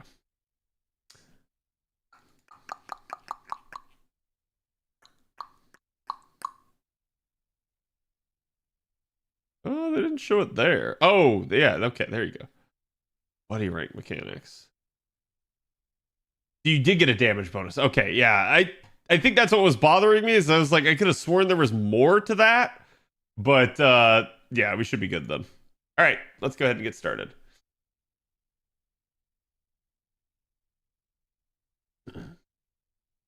Hey guys, my name's Khadroth, and today we're going to be talking to you guys about the upcoming Valentine's event on NA. This is going to be the first banner for Bazette coming out here. She's a really interesting unit. I will have a unit analysis on her in a little bit, but this is going to be one that I think people will look forward to. It's going to be a big banner that a lot of people are going to roll. But let's quickly talk about schedule timing, because as of right now, we have an announced live stream for the 31st. However, that is a little bit early, obviously. As you can see here, JP had the actual event on February 9th through the 23rd, so that would be way too far in advance. That being said, the JP side of things did have the pre-release campaign starting on February 2nd. As it is right now, we're about 1 to 2 days ahead of JP, so having the stream on the 31st probably means it will just end up kind of being a February 1st start to the pre-campaign, but we'll see. If the pre-campaign gets announced ahead of time, we'll definitely be on the lookout because it should come out about a week before the actual event. So, as a result, I'm expecting that you get the live stream on the 31st. They talk about Valentine's Day, they hit you with the pre-release campaign, and then they kind of just check back in with you a week later. So, at the current moment, I am thinking of February 8th being our start date, 1 day earlier than JP. But we'll see. Like I said, this may be signaling a crunch because they kind of came out and advertised this way earlier than they probably needed to. So, regardless, we're going to go ahead and get you guys prepared for the actual Valentine's event. Valentine's event, pretty straightforward. Again, you can see this time it's going to be just 2 weeks, so don't expect another 3-week affair here. They could obviously extend the duration of it. I'm not going to expect them to, though, because that would probably require them to tweak the shop allotments and stuff like that. The only requirement is a Fuyuki clear, but please be on warning that a lot of the upcoming events require subsequent Lost Belt clears. So please, when you guys get the time, make sure you get caught up on story. This one's not going to be too bad, but headed forward into the year, you're really going to want to have your Lost Belts done in order to be able to do some of the upcoming content. Again, this is going to be a pretty straightforward event. It is it's not a mission event, thank God, since we've had one on both NA and JP here, but this one's actually going to be a point ladder style of event. Again, this one's pretty straightforward in how it goes. You're just going to have some easy unlocks from day to day, kind of allowing you guys to get the main quest. You're going to have Bazette, which is I can call her a single target alter ego, but that's not really the truth of it. She's more of a support alter ego. Her NP is a counter NP, where any time that you actually try to hit her or affect her with any sort of skill or ability, she will counter and hit the enemy back. So this is really nice because it can happen even on the enemy's turn. Actually, only on the enemy's turn. And so there are some really interesting, hilarious things that you can do with Bazette. I really like her as a unit, and she is quite strong in that regard. But like I said, we'll talk about her when we actually get to the unit analysis. For our event mechanics, you can see just resolve the singularity with your servants. You're going to have bodyguard points here, and then basically event items, spicy chocolatl, bitter powder, and cacao chips here. Also equipping thank you for your hard work here will increase the amount of point drops. That is going to end up being this CE. This one's actually a really nice one other than the split stats. It basically ends up being arts up, anti-demonic, and starting charge. If it weren't split stats, this would definitely be a really nice one to level all the way to 100. Still should be good in the actual event. Otherwise, you're going to have your 5-star through 3-star gacha CEs for each of the drops there. And then basically you're going to also use the points to get your lock-on Choco and just your normal random Choco. These are going to be how you're going to get the Valentine's Day scenes. Really nice to go through these at least once. If you've already been through them before, you can certainly feel welcome to skip them. But I highly recommend at least watching the new ones that you haven't seen before. You're also going to have a new gimmick in this one called the Buddy Rank. If you guys had seen this on JP, you'd be familiar with it, but on NA, for some of you guys, this may be new. And the way this is going to work is you're going to get these like pink thumbs up type symbols. You can kind of see them up over here next to your servants. And basically, it's going to increase the amount of damage and bond that they deal. So it says, during the event, servants will gain a special event-related skills according to their buddy rank. When you bring servants to clear an event quest, their buddy rank goes up, depending on their position in the party. So the further to the left they are, the further to the front of the party they are, the more buddy points they get, and thus the more bonding up and damage they're going to get over time. Which, again, the closer to the first position they are, the more they gain. After reaching a certain amount of buddy points, the buddy rank will increase. I believe it goes all the way up to A rank. I don't remember off the top of my head. Maybe it'll say. But essentially, you can see here, it says the special skills gained with buddy rank do not enhance event bonus. Support servant special skills depend on their master's acquired buddy rank. So it's just kind of an interesting thing the way this works. But basically, in party formation, servant selection screen, a setting to sort servants based off their buddy rank will be added. So that'll be interesting if you're trying to filter for people that you've already used. You could receive chocolate from female servants and give chocolate to male servants. This is just normal par for the course in our Valentine's event. Some servants are eligible for both. These are usually your genderless servants. Special requirement is that you need to clear Avalon LaFay to receive Oberon's Valentine's CE. This is, I think, one, an incentive to get you guys to actually complete LB6, and two, it's going to contain potentially spoilers for LB6, so that's why they're requiring it. Just don't be alarmed if you can't get Oberon's done for some reason. It just means you need to complete LB6. Again, you can basically use the lock-on chocos on specific servants, or you can use the just random chocos to get any one of the ones that you haven't already used. So again, if you're unfamiliar with the way the Valentine's scenes work, basically you get everyone's scene potentially up to once. There should be enough chocolates in the shop for all servants in the game. So naturally, any servants you don't have, if you get all the chocolates, you will have extra. Don't worry about that. You can convert those into like QP and stuff at the end, so it's not too big of a deal. Again, there's also going to be a new mechanic here that basically allows you to receive up to 10 surprise Valentine's gifts at once. That's the random chocolate that we were talking about.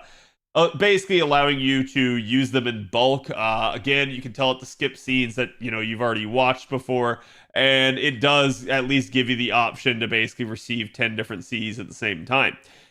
For those of you guys that are pragmatic and don't care too much to save the CEs, you can use them as CE fodder in making CE bombs. I know people don't like to hear that. I at least recommend being smart about this, going year to year on Valentine's events. None of the Valentine's like gotcha CEs are ever reused. You always get a new set of them every single Valentine's. It is what it is. So one of the smart things you can do, especially if you don't think you're going to roll in a future Valentine's, is always save at least 5 CEs, because in almost every single Valentine's event, the old Valentine CEs are at least a like 10% point bonus. So they're not really bad in that regard. That's why I recommend saving 5 copies, any 5, like not 5 of one CE, but like any 5 copies, at least for the next year, and then the rest you can use as CE fodder. So certainly keep your favorite ones if you want, but do keep in mind that if you have leftover Cs from the prior year, you usually need to get rid of them in order to receive it again. I do think they changed that though, and they're now no longer unique, so we'll see here. If you've already seen the Valentines theme in the exchange, there will be an acquired icon next to the CE, so you're good in that regard. You'll know which ones you already have. In the case of multiple surprise CEs exchanged, the exchange scenes that you've already seen will not be played. Really nice there. And only new scenes will play continuously. So they will literally play one into the next. You can uncheck the option under the exchange information box. Basically, it'll give you a prompt when you're trying to do it to watch scenes you've already watched. Leave it checked, and by default, you'll want to skip watched scenes. Also, just a brief sort of PSA here. Your Stargazer's teapots should expire at the end of February. Again, this date may change depending on the actual like Valentine's event. I don't know if it's bumped up on an A or not. Just keep in mind that basically by Valentine's Day, y'all need to either use them or risk losing them. If you're unsure of what the teapots are, again, they just provide you with some additional bonding. Basically, it doubles the amount of bond that you get in that particular run of that node. If you haven't managed to use it on stuff like the Barbados raid or the Tunguska raids, basically those other lucrative opportunities, you can try to aim for like the 90++ here. Usually, again, with the buddy system, you're going to have increased bonds, so this may actually be really good for you to time these things in conjunction. This may actually end up being better for you just depending on the units that you may be able to take to a node. So it's totally up to you for when to use your teapots. Just make sure you use them before losing them, otherwise they will flat out expire. Again, you can see here your buddy rank mechanics. It goes up to 150,000 points. So sorry, I said A rank, but the max is actually EX++. So you start out at E rank with basically no points and only a 10% bonus damage and bond point upgrade. You can see MASH also has her own line over here. But essentially, as you go up in points, you will also go up in rank, which will also go up in damage bonus and bond point bonus. So remember, the further left you put them in the party, the better for you, as you're going to gain even more bond points. And you can see MASH just kind of gets this flat, like, party-wide increase. So it says down here at the bottom, only apply to your own MASH. Her buddy rank will increase all allies, including the back rows, bond points gained. This is really nice. This is something I've actually talked about that I think they need to implement for bonding in general. That is to say, when you hit bond 15 nowadays in the game, there's basically nothing else you can do. I was kind of hoping that in the grand scheme of things with regards to like looking forward towards like potentially bond 20, that they would maybe allow for an increase in the bond cap. They've kind of said they don't want to do bond 20 right now, at least. And so you're looking more at like bond 15 being the cap for a long time. So I was hoping that they were going to allow something like MASH's deal here where they allow bond point overflow. That'd be great if they do that, but this is kind of getting a little bit off topic. So that sort of being the mechanics, you guys can see here your event bonuses. You're going to have Bazette as a 100% damage bonus unit, and basically 50% bond bonus. She'll be a really nice, easy target to get a lot of bond with really quickly because of that. And then obviously you're going to have some other units here in the 50% category, namely Medusa Lily, basically Taiga, Karen, and Estrella. And then in the 30% category here, you're going to have Nero Bride, say Shonagon, Murasaki, Semiramis, MHXA, and then, yes, even Angry Mango. So here is your event C. This will be available in the shop. Again, at one copy, you get 30% ladder point gain. At MLB, you get 60%.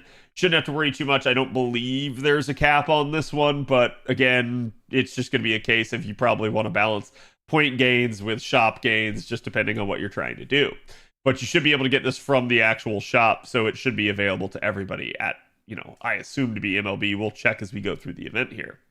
You've also got some event reward command codes here. This one's pretty nice. It is a power mod against undead. There's obviously a lot of undead enemies out there, so if you're going up against them, it's just a really nice way to make that particular card hit even stronger. Your 4-star here is sure hit and critical damage on the engraved card. Not too many command codes out there that give sure hit or invuln pierce. So having this is particularly nice if you just need to carve through something and you're worried about, something having like chance dodge. Maybe you don't have the freedom to be able to like take it on a craft essence, or your unit doesn't have it, or you can't really get it from a mystic code. This is where having it somehow even conditionally on one of your cards may end up, making or breaking you. But still, at the end of the day, it's not one I use all that much. And you get the gold buddy ring here, which for your 3-star command code that says that when you attack with the engraved card, it gains 1 critical star and a debuff receive chance down by 10% for 1 turn. So somehow protects you a little bit from debuffs, but not too much. Your summoning campaign, as we already mentioned, is Bazette. You will have the other servants on rate up. I actually talked about this in the entirety of the banner review video that I just got out, so highly recommend at least checking that out for analysis on the rest of this. Like I said, I will do a servant analysis specifically, a little bit more in depth than on the banner review on Bazette. But obviously, if you want a little bit more of, hey, what do I think about like all of these units as a whole, feel free to check out the banner review video. Obviously, Valentines has a very unique banner. You can usually only pull female and genderless characters in here, so there are no males. So you should be pretty good in that regard if, your whole goal here is getting females. Obviously, this is going to be a lot of rate ups for a lot of units, and a lot of these are going to be permanent or story locked units. Only Bazette will be limited, but it is at least intriguing, and this should be a decently nice way to acquire them, as they should all be solo rate ups. That's right, thanks to pity system being in place, you no longer have to worry really about Valentine's rate ups being split. This was actually already the case last year on NA, but certainly you guys get to benefit from it yet again. So no longer do you have to worry about a dual rate up, say, between Bazette and Seatonai. Instead, it's just going to be Bazette on her own banner and then Seatonai on her own banner. So really, really nice in that regard. Again, you can see they talked about the pity system because it was still relatively fresh on JP when this event came out. But please understand that each one of these, even though it shows them side by side here, these are each their own unique banner for that day. So on any given day in Valentine's, you'll have up to 4 banners active at once. You can see the banners basically last for the equivalent of like 1 to 2-ish days there. I'd have to see an actual schedule to see the actual timing there. With regards to the CEs here from the gacha, Valentine Witches is actually really good. It is all attack scaling. It is invincible pierce, gives NP damage up by 25%, and NP gen rate by 10%. So the fact that it is a good CE that you guys can level up, Valentine's Witches is a really, really nice one to acquire. It's not going to end up beating out the likes of something like Honey Lake in terms of damage capacity, but hey, it is still really, really solid in terms of longevity and performance down the stretch in a challenge environment. Melty Love is what it is. It's not too bad, but it's going to be somewhat limited in its capability, and it is all HP scaling.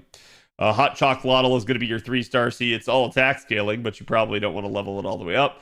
Buster up and just some healing received up, so nothing too crazy, but nothing too bad either. We do also get the strengthening for Karen here. This is going to be her NP interlude. This is going to make her just absolutely monstrous with some of the neutral damage she can put out. Obviously, if you get her into a situation where she's effective, this is going to be really good for her. But yes, this will absolutely be a fantastic upgrade, as it gives her a new niche against chaotic alignment enemies. So she is basically just going to start dealing a ton more damage. She is a Black Grail quick AoE looper as a ruler, so definitely some nice stuff you can do. Just make sure you end up taking a debuff somewhere in the party, including maybe just using an Avenger in your backline, as anything that provides a debuff will make Karen basically deal more damage as long as she has the debuff on her. Then we get to the event shop here, and you guys can see we start out with the Spicy Chocolatl here, your gold mat, if you will. And that's going to start out with 2 copies of the event CE, a crystallized lore, basically some really nice ascension mats here, including 10 flaming Oni hearts, 10 mirrors, and then 20 black beast grease. You got some gold statues. Again, if you guys are starting to look forward towards class score, you can start picking them up, but that's totally up to you. And then obviously gold foes. Do not buy the command code removers. They are absolutely not worth it at the moment. Bitter powder here is going to end up being your silver mat. You can see you get another copy of the Event C here, another crystallized lore, which you guys can kind of get used to getting a ton of these from your shops now. This is sort of par for the course on JP. And then 10 meteor shards, 20 ice, 30 stakes. So really some nice rewards there from the silver shop. And then obviously your silver monuments, which depending on your situation may actually be a little bit of an issue for you guys to get your hands on. One more copy of the gold attack foe CE, and then again another command code remover that I just highly recommend not wasting your resources on because they don't functionally do anything of note. Cacao chips here are going to be your bronze mat, and again, you get your fourth copy of the Event C here. Obviously, 20 shells. As we start to look towards summer, people are definitely going to want some more. 30 bones, and then 30 bullets. Definitely some nice rewards there. And then one more gold HP foe, as well as your normal sets of foes, your 5-star, 4-star, and 3-star embers as well are just all definitely worth it. Then we have the miscellaneous shop, which, as I mentioned before, if you have leftover chocolate at the end of the event, you can exchange each chocolate for up to 100,000 QP. Again, some of you guys may be QP strapped already. Some of you guys may be overflowing with QP because you just have so much coming off the back end of lottos and raids. Totally up to you what to do with your QP. Just find a way to spend it down. The main quest, I'm not going to end up spoiling too much for you here, but let's see. So you guys can see in the end, you're going to end up getting a grail for that. And actually, I'm not really sure. I believe this is just a unique C. Yes, this is MASH's unique C for this year called the Petite Ange. And again, that's going to be your rewards for completing the main quest. Your free quests here, obviously, there's going to be some nice stuff, including just getting the initial clear copy for apples. But again, let's go take a look real fast at your 90++. I don't remember if there are multiple in this event, if anyone in chat does, but it looks like you just have the epilogue being kind of required, and then you get your 90+. Right here, you can see it's a 133 caster node. That's going to be a little bit interesting. You'll probably either just want a really powerful AoE writer or somebody to kind of handle the single enemy at the front end and then a strong AoE writer for the last two waves. Up to you how you handle it. It'll drop everything, and the final 90+ node will also have gallstones as well as the LB5 silvery crowns. So some good rewards there from that. Again, this should be the 90 node then, and then as a result, your 90 node is just a 333 Berserker node. It's going to have Scarabs and Aurora Steel here, so totally up to you to determine which one of those you want to farm in the end, but completely your prerogative. You have tea break quests as well, which again, you can see you can gain buddy points from. So make sure that you're taking your loadout how you so choose. You also have the potential to get some point drops from them, as well as teapots. This is why they had some of the warnings about teapots right there when we were going through the event mechanics. You're going to get more from doing this event, so make sure you're on top of this. Make sure you spend them down so that you don't lose them, because they are going to be expiring at the end of February. So again, use it or lose it. But because of this, you guys are definitely going to want to make sure you at least take the point bonus CE to this. Try to take the most points you can. Usually these don't expire. I don't remember off the top of my head if any of these do, but essentially you should be able to let them stack up basically until you have max point bonus, and then kind of go back and do them and get just a huge ton of point rewards. So can help increase the efficiency a little bit, but just be careful because, like I said, I don't remember whether or not they actually do expire. You're going to have a challenge quest here.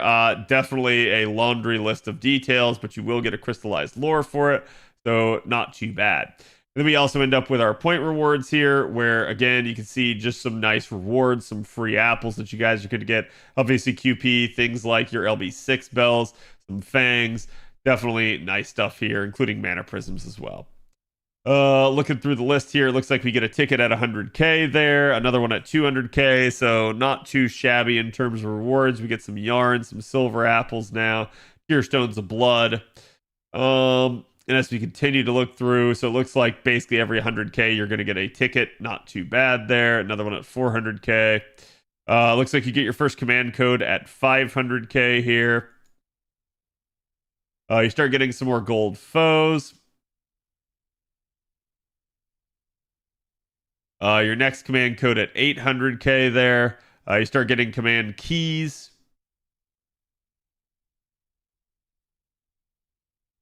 Your final command code at 1.3 million there is the 5-star. And then your final copy of the C, I was wondering if they were going to put it in at 1.8 mil. So you're going to have to go pretty deep to get MLB of the CE or get a lucky drop from one of the nodes. Either one of those would be an option, but certainly you can secure an MLB of the CE regardless. I always like it when events do that. I'm sure you guys do too. It's just nice to know that you can secure it and not have to fish for drops, especially since the drops can kind of either screw you or just like, you know, absolutely make it rain. Looking at the rest of this, it looks like you get a crystallized lore as your reward for the 3 million. And then another one back down here at 2 million. But usually for the last like million of the point ladder, there's not too much. And you can kind of see that here as there's obviously some small things like a gold foe and some occasional ascension mats and apples. But nothing too much otherwise. But again, if you do everything, you will have enough chocolates for all units. So it is a really, really nice thing. You got your CE list here. I'm not going to bother going through this. Obviously, there are CEs for every single unit in the game. The return gift is the male version. So you give chocolate to females, you get a return gift back from males. And again, there are some units that are on both sides. So like Astolfo is on both male and female, I believe, if I remember correct.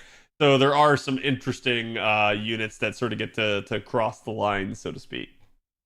And then we had the pre-campaign. I didn't bother covering it too much. You just get some limited missions that get you some nice stuff, including a bond grail. Obviously, you're going to have to do certain things for that, so just be on the lookout. Definitely follow a guide for it.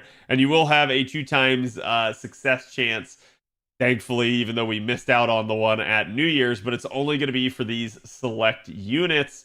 So be very careful with that because it's not going to apply to everybody.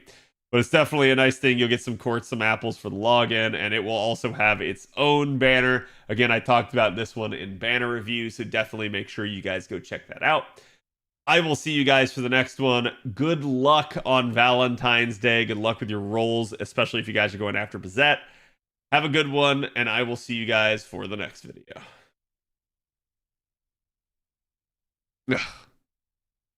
Okay.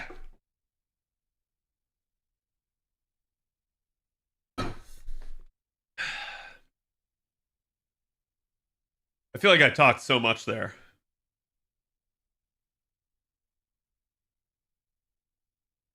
Due to gender unknown is why Astolfo's on both. He shouldn't be gender unknown unless it's Astolfo Saber. I was gonna say I think Ryder Astolfo is just flat out male.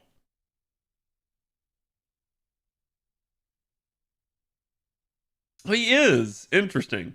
Yeah, I don't get this because Astolfo is like 100% male and everyone knows it, and he even is like said it himself and is okay with it, right? Like sometimes FGO devs be weird, right? But this is no weirder than trying to declare Yamato Takeru not a saber face, even though the devs told us it was. So it is what it is.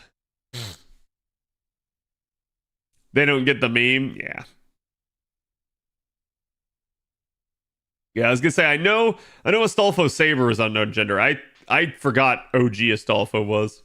I thought OG Astolfo was male. But Stolf might be lying to us, Cad. No, I mean Astolfo's like 100% male. We know this. Ask John why she freaked out when she saw him naked in the shower.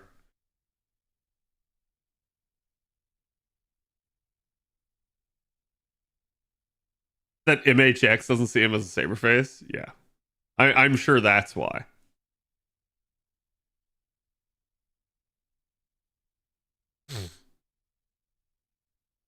Their gender is a secret?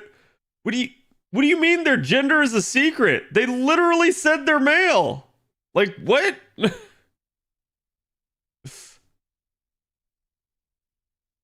Sometimes it takes a real man to be best girl. Yes.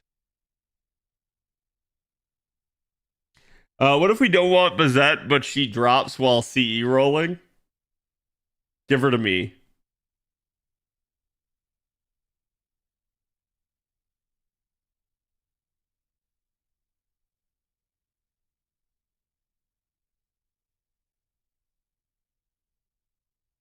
Do we know why? I assume that's LB5 had so many more servants than the others.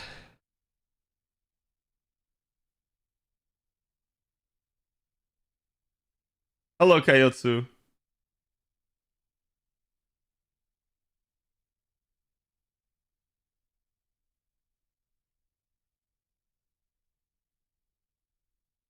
So if we got the best in both worlds. Listen, I ain't judging.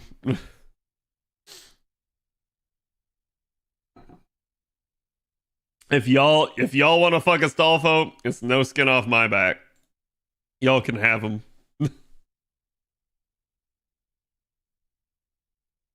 How can I get Bazette in one ticket?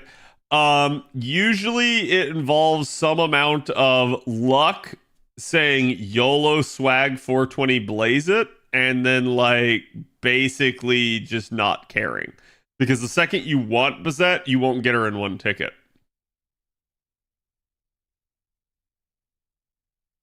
Desire sense. It's skin off his back. Listen, you do you, okay? Also, chat, are y'all ready for whatchamacallit?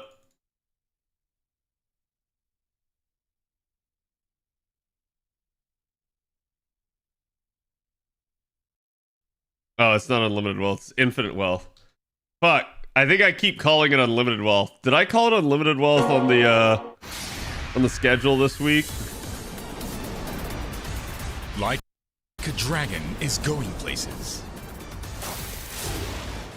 Bask in the tropical sun, take in the ocean breeze, and join Ichiban as he explores paradise on a mission to find his mother. Alone, far from home, without a penny to his name, okay, he must rise from rock bottom. So pack your bags and get ready. You're going to Hawaii. Complete with a dynamic weather system, the sights and sounds of Hawaii have been faithfully recreated in painstaking detail. It's shaping up to be the biggest adventure yet. I can't wait, chat. The combat system where characters duke it out in action-packed RPG battles will get your blood pumping. You can move your character during their turn and take full advantage of your enemy's position to obliterate them. Kazuma Kiryu is back and ready to rumble, and he's got plenty of tricks up his sleeve. Awaken his fighting spirit and unleash mayhem in real time. Crush your enemies with overwhelming power. Additionally, by taking tours only available in Hawaii, you can change into brand new jobs.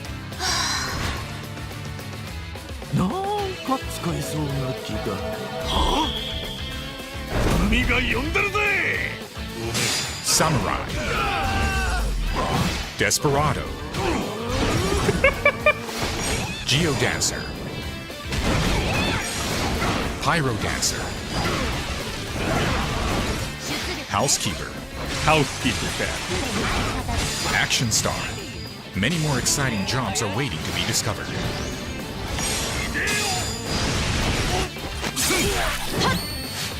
Observe, listen, or just have fun, and find your career of choice.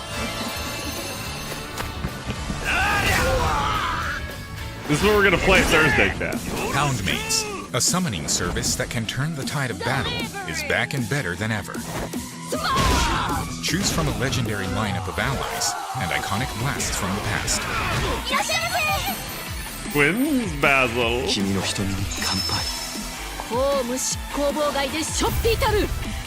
Oh, I like that one.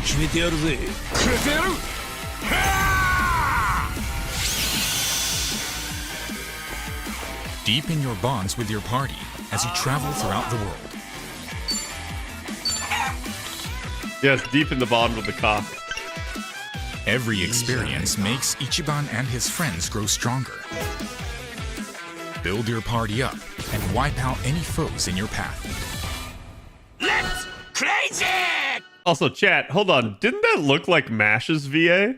Like, doesn't that look like Mash's VA to me? Build your party up and wipe out any foes in your path. Let's crazy! Are you ready? Yep. There's no shortage of side experiences either. Take Crazy Delivery, a game about shredding on a bike, Oh god. gathering food for customers, performing insane tricks, This and comes out finishing the job Thursday. in style. You fight it out in Sujimon battles. Yes, You can Sujimon. recruit Sujimon you fight and hit them head-to-head in intense combat. Raise your Sujimon, hone their skills, and leave your rivals wailing in defeat. Aim for the top and become the strongest Sujimon manager. Mismatch. Create your profile the way you want it, and put your chatting skills to the test to lighten up the mood. I need this chat. This is gonna be my training arc for like later this year when I gotta get on like Tinder and find someone. Like, this game is gonna teach me how to talk to women again. Will you be able to meet the girl of your dreams? See, look, chat. Every nook and cranny of town has a new surprise waiting in store. Stripper. Karaoke offers an incredible selection of songs to sing to your heart's content. Jiggle physics. Oh yeah! Let's go.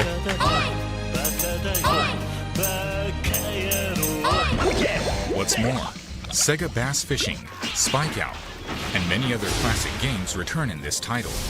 You'll never run out of games to play.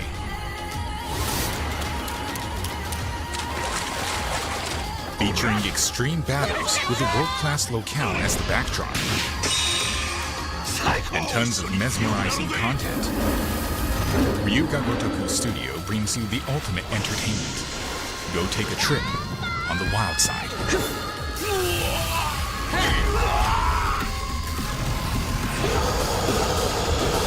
I just always love how crazy these things seem. Like a dragon, infinite wealth. See, so Prophet was saying I don't see how they're gonna top hobo magic.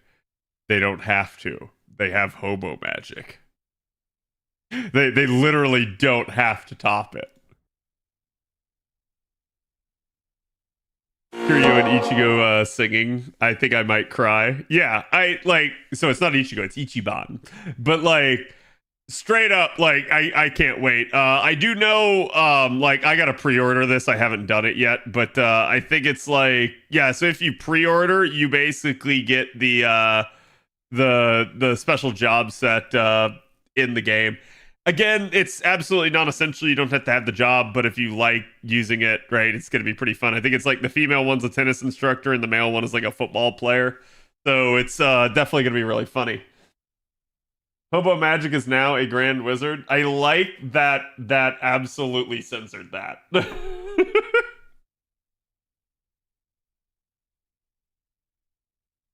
Mitsu showed me this game earlier today. It's like Metal Gear, but otaku. Wait, what do you mean Metal Gear, but otaku? What?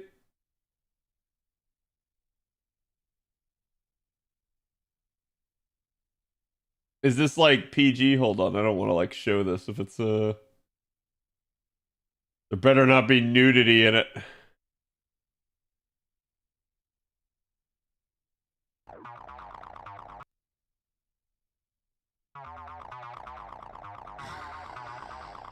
It's literally Death Stranding.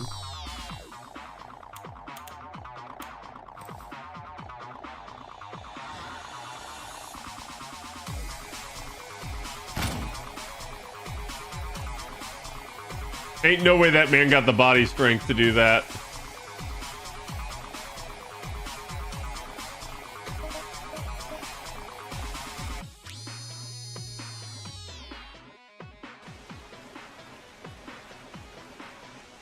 He's just like me. Oh, you also have a flamboyantly green mustache?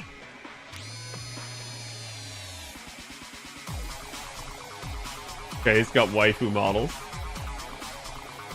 What the...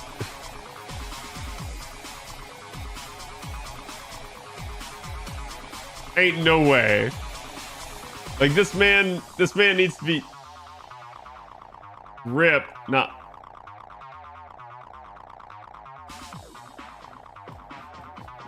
Okay.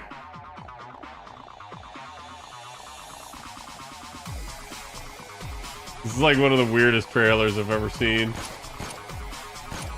Like, it feels like the enemies don't even have, like, asset models. Like, they just didn't bother.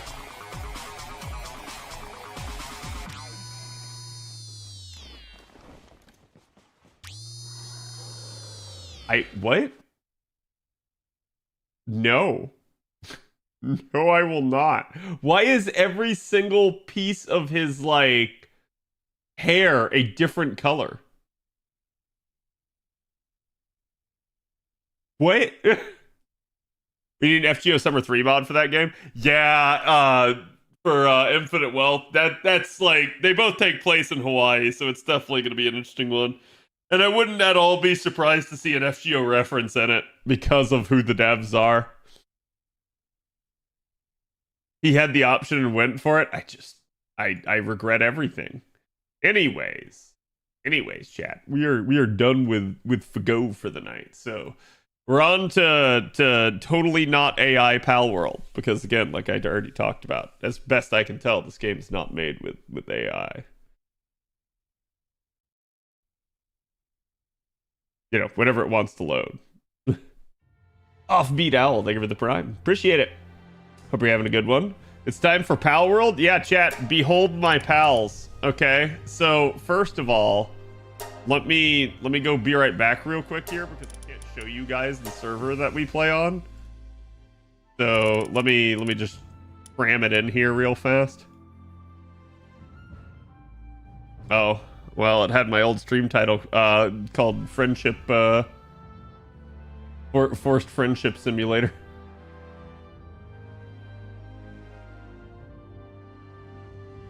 Let me grab it. Where was the IP?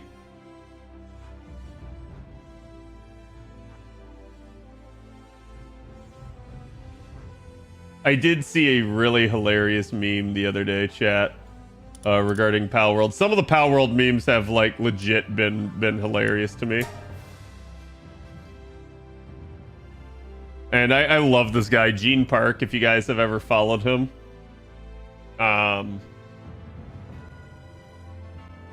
He straight up tweeted out this meme. He said, this image reminded me, Palworld completely overshadowed the Friday release of Last of Us 2 Remastered. Because it's a meme about Palworld shattering Elden Ring's all-time peak. But the meme is of... It's a Last of Us 2 meme of, like, the guy punching the kid. So, it's freaking hilarious.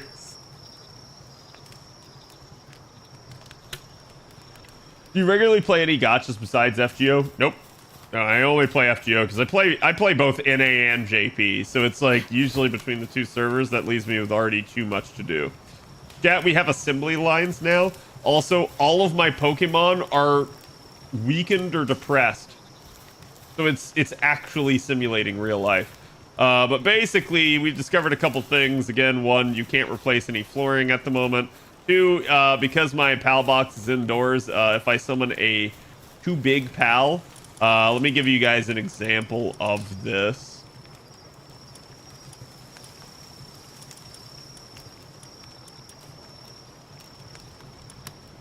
Where is it?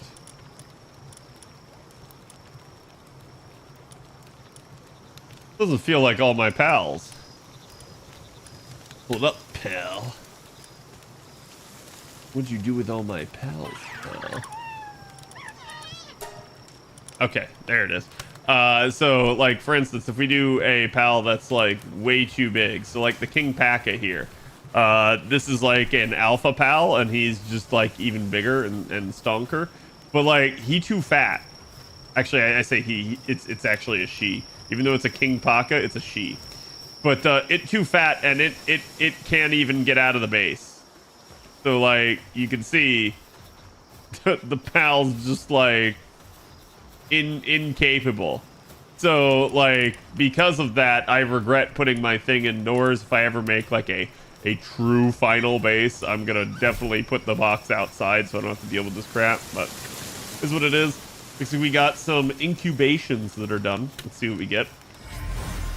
Ah, yes, an Arsox, the thing that nearly got me killed numerous times over the weekend.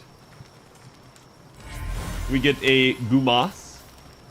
Most of these eggs don't birth anything significant, but occasionally I get something that's actually new to me. A Bristla was born, and then the frozen egg here is a Mao Crest. I've actually gotten a couple of those, so that's fine. Let's find some more eggs. I actually already have like 3 on me. I'm gonna go ahead and take the huge rocky egg. Oh, what did I just do? Oh, I pulled out my wing. So basically the huge egg takes really long. We've already like reduced the egg timers on our server because of basically what happened to me with my entire base burning down. I don't know if someone has the clip of that, but it was a thing that occurred, and it was not fun. And I had to completely rebuild the base from scratch. Okay, let's go get some. I have guns now, by the way, chat. But let's go get some actual iron here.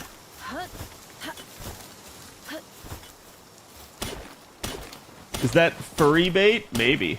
Ooh, we're getting some lag. Let's go. I'm surprised I've not seen anyone do a Palworld smash or pass like Pokemon. Really not too many. There's like 111 pals, I think. So it's not like doing a Pokemon smash or pass where there's like...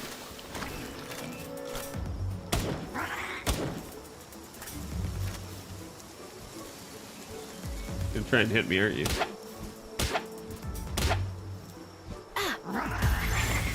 Get the ball. Yeah.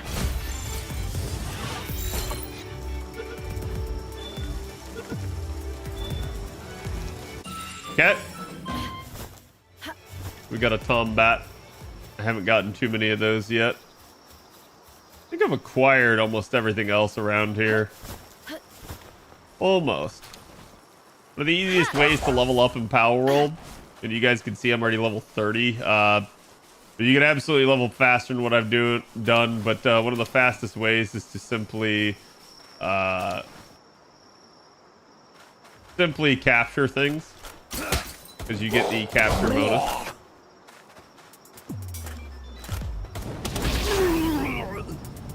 Oh, that was easy. So many times you can take getting zapped before you snap. Yep. Okay.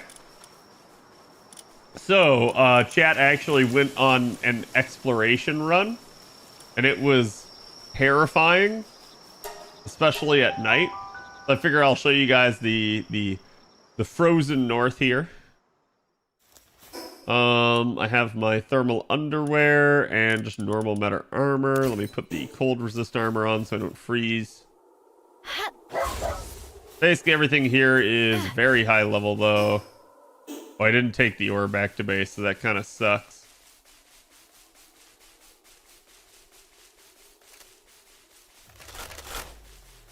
You can see I'm dealing with level 39s at the moment. Oh, that's a frozen mammoth. Refined metal armor schematic.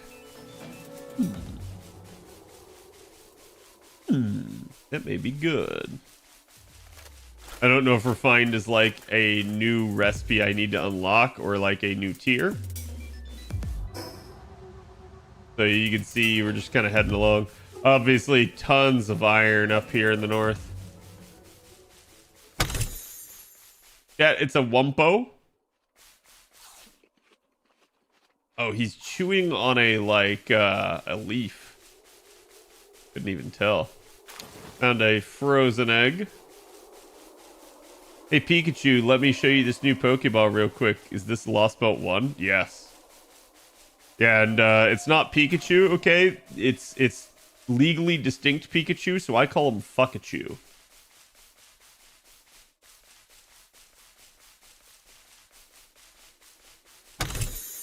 Okay. Got a large Palsoul. Oh, good. So the Palsouls are used to upgrade your Pokemon stats. The only Pokemon I've really done any upgrading for is, ironically enough, the Pokemon I'm riding on, Nikolai. I named after my dog. He's a dire howl. For you. Okay, so we're clearly on the edge here in terms of, stuff. I've actually been up on that mountaintop. Medium Palsoul.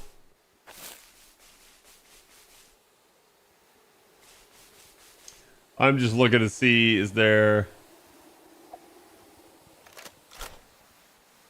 What is that over there? That is wild. Yeah, so far there's no, like, wolf people here. So I'm not sure it's LB1. Oh, another egg. Actually a bigger egg, I think. Nope, just normal one.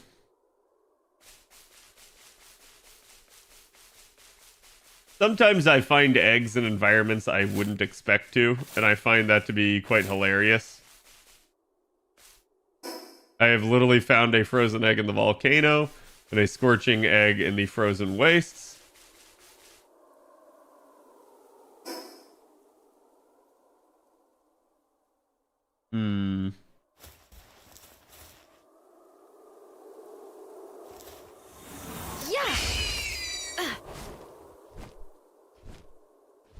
But you can see, you can actually see the majority of the map. Oh, looks like that's yet another frozen egg.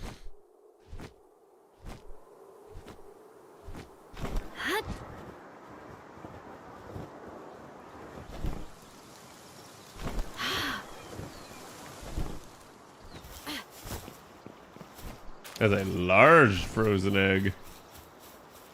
Pokemon into Zelda. Yeah, but I mean, like, I'm okay with that, right? Like, I think this is a interesting way to handle things.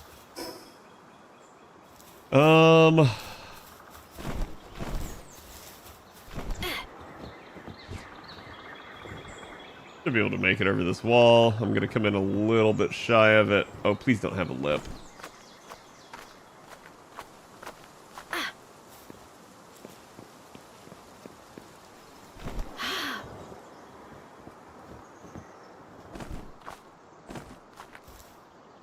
I find that really funny too. Like, jumping while you're climbing doesn't seem to work. Like, you can jump, but it doesn't grab. At least as far as I can tell. Maybe I'm doing it wrong. What's this? Like a tower?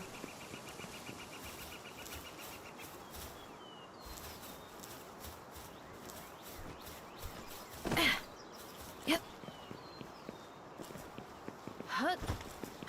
Rolling is hilariously enough somewhat faster, so in that regard it is absolutely a Zelda game.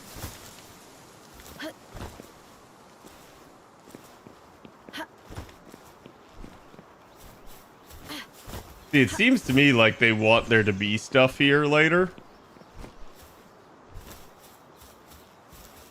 but at the moment there's really just like not.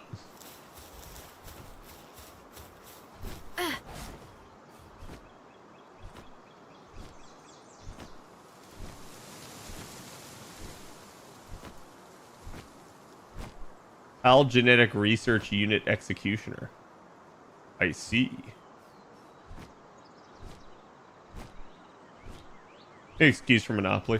I mean, I'm okay with IP rights and stuff like that, and I feel like you know, again, obviously you should have to make things legally distinct, right? Like, you shouldn't just be able to like one-to-one take something. But I think where the line is for legally distinct is different for like different people.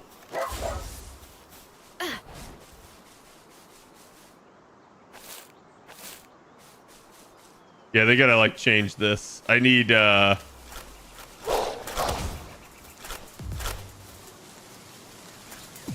can't hit me, I'm in the trees.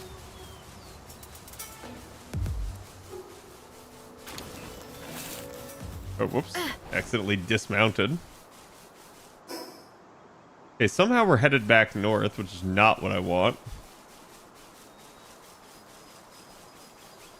See if I can just run along it.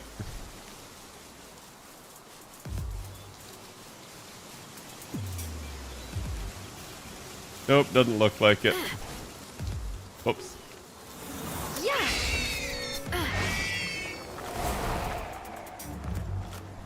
The heck did he do?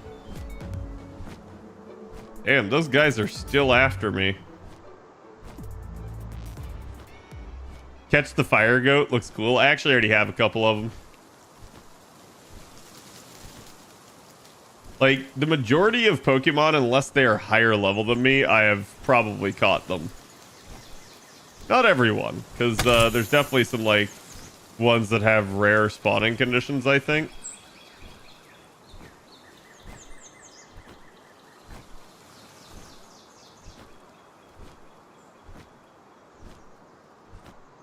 I also think this game suffers from the typical open world game thing of like, hey, are you roving around our open world and you're not in combat? Cool, there's no music playing. And I wish that a lot of games would catch on to that and be like, hey, you know what? That is bad. We should have music playing. Because some games have very like beautiful open world themes and they just don't play them enough. Which I'm like always astonished by.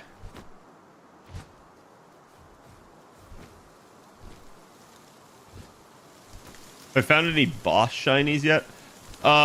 So there's no shinies in the game, as best we can tell. They're just alphas, which is really interesting. I guess like the naturally occurring ones that you find are like lucky variants.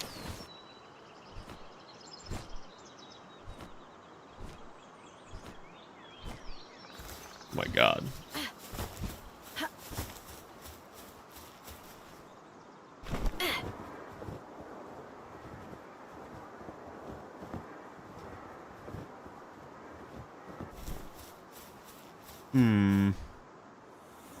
Sometimes you gotta put them back in the ball and then throw them again.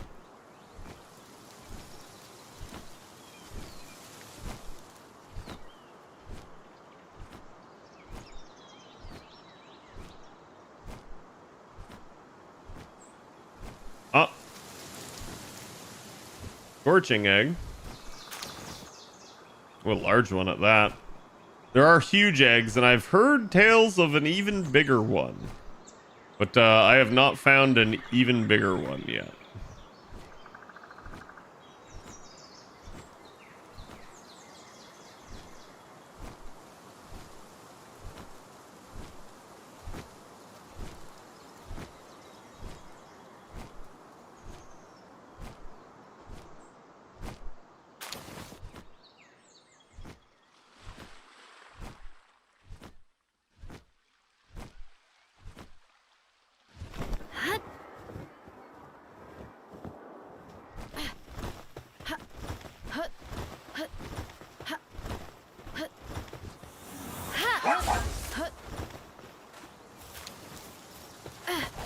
Yep. I find my my actual mount to just be way faster.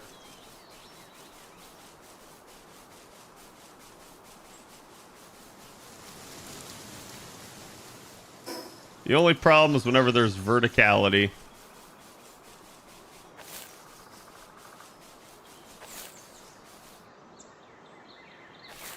There's no fall damage while you're mounted as well, which I find to be a really nice quality of life. Oh my god, another frozen egg. Dude, I found so many eggs on this trip. Kind of wild.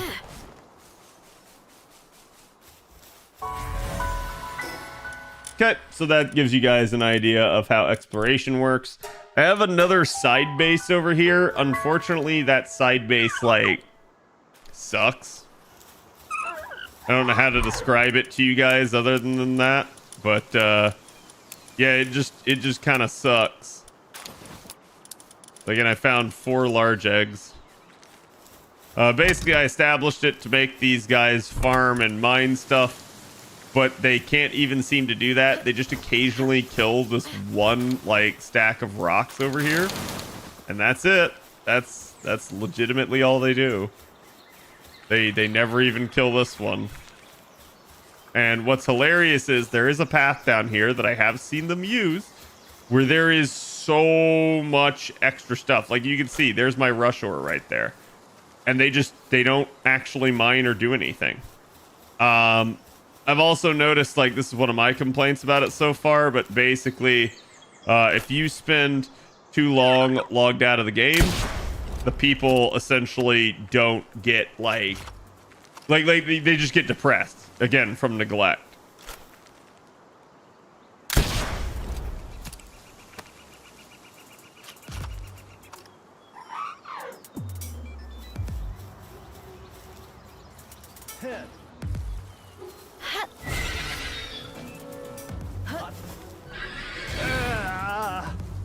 Nice.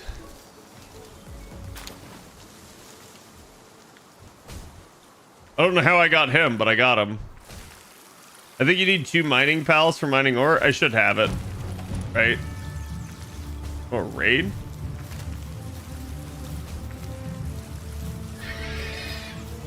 Where from?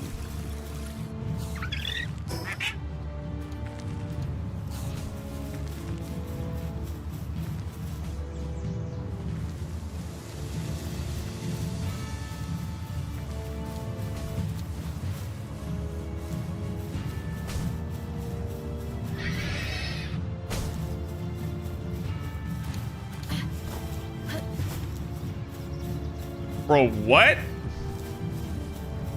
You gonna march all the way up the mountain to me?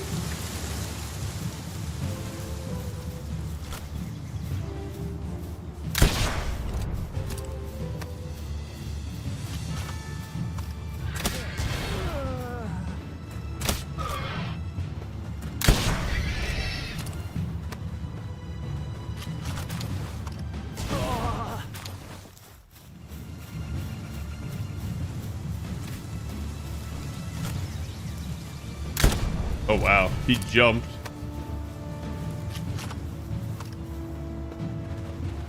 Dude, I don't think they can actually get to me.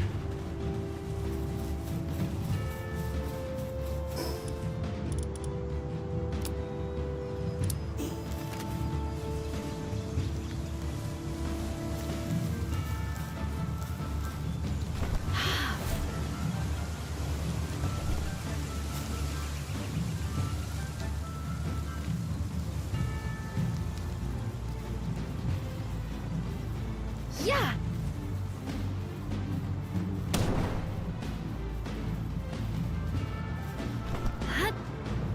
Ooh, an egg.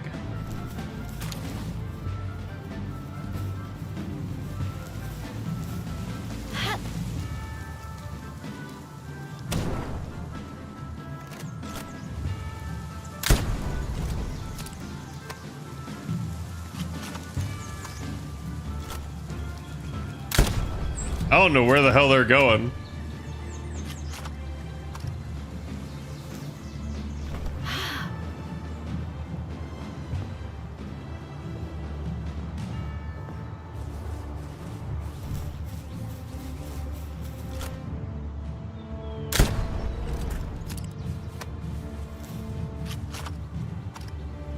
Looks like they all despawned except this one.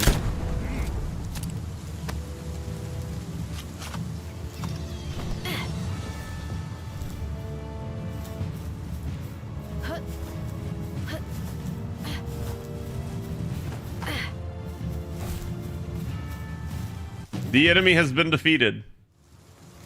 I did nothing. Let's go. I just threw 2 grenades at them and then shot a couple of them. Nice musket, thank you. You give me a TLDR, the game loop goal of Palworld. It's just survival craft and collection. It's difficult because like there are like bosses and stuff like that. There is gear and stuff like that. I don't know what in-game looks like because I'm not at it. Like it takes a while to actually get to in-game.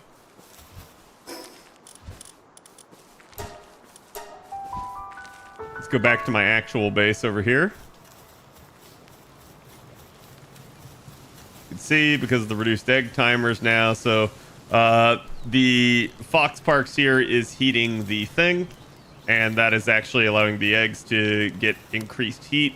Once they get up to 100%, they will cook faster. Even frozen eggs like to be hot. I don't question it.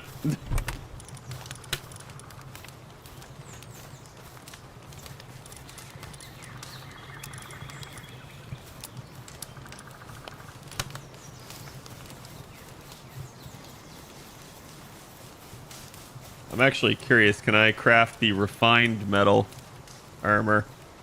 Requires refined ingots and high quality cloth. Well, fuck me.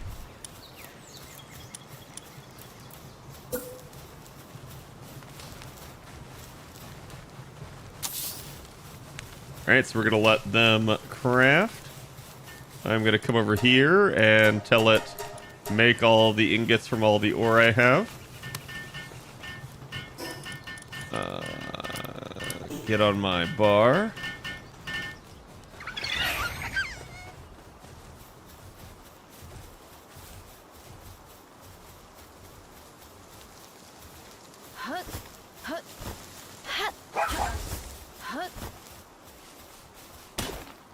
We're gonna go. Oh, it's a glitch node. So sometimes you double farm a node like this. It's really, really nice because you just get the drops from the node even faster.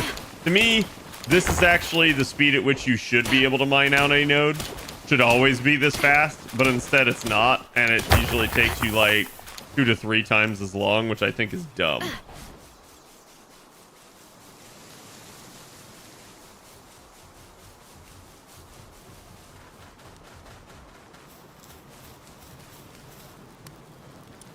This is why I have 2 furnaces, though, so that one can start working while I basically work up the other one. Gotta catch them all with a 12 gauge. Yeah, I mean, there is tech for stuff like this. Again, I am 31, so apparently I unlocked the tech for frag grenades, but I'm not gonna bother yet, because probably dumb. I probably need to get to 32, start working on the production assembly line 2. Looks like tomato plantation will become a thing at that point.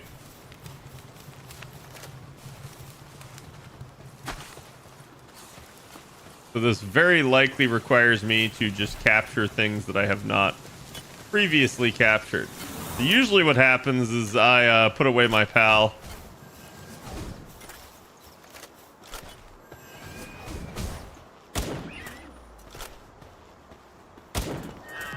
Oh, that killed it. Unfortunate.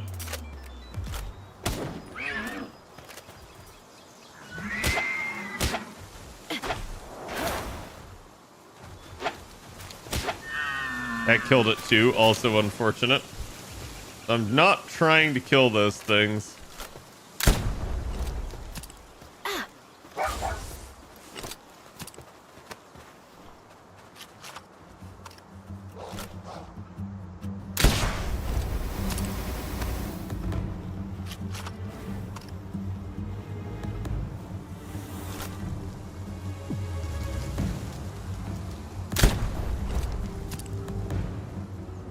Oh, it died. Well, I'm not going to throw the ball because I wasn't ready.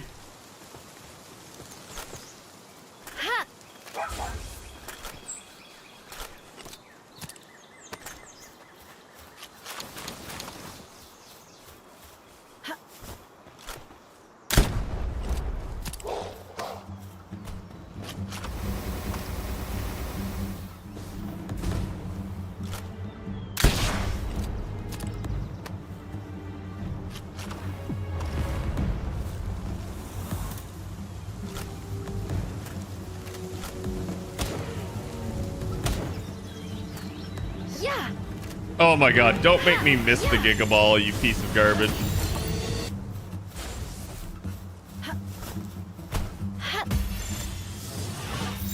That's still only a 43% capture rate. What the shit?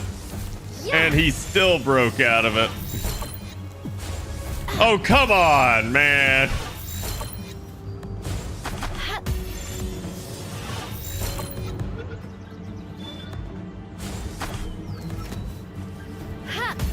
Bro, this is ridiculous. It should not take 6 of these balls. Okay, at least he gave good experience bonus. So you can see capturing things is usually how you get the most bonus. I would like the Mammorest though, so it's unfortunate that we accidentally killed the prior one.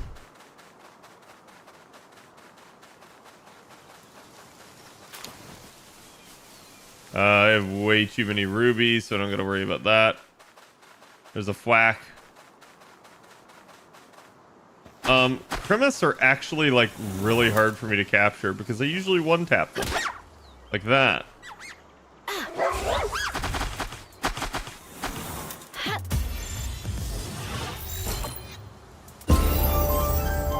There you go, that leveled me up to 32.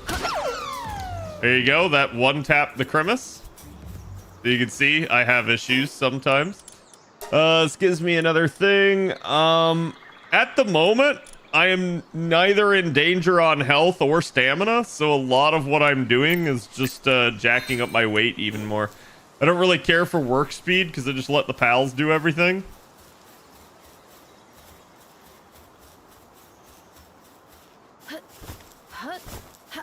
But you can kind of see that will unlock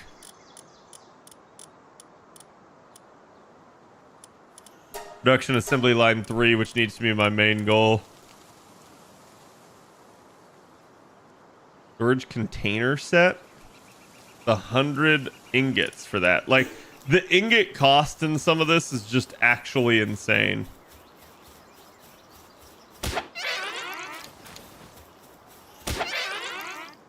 When my weakest thing basically fails to kill, I can either just throw a ball and hope it gets it or not. Ooh, it's a Depresso chat.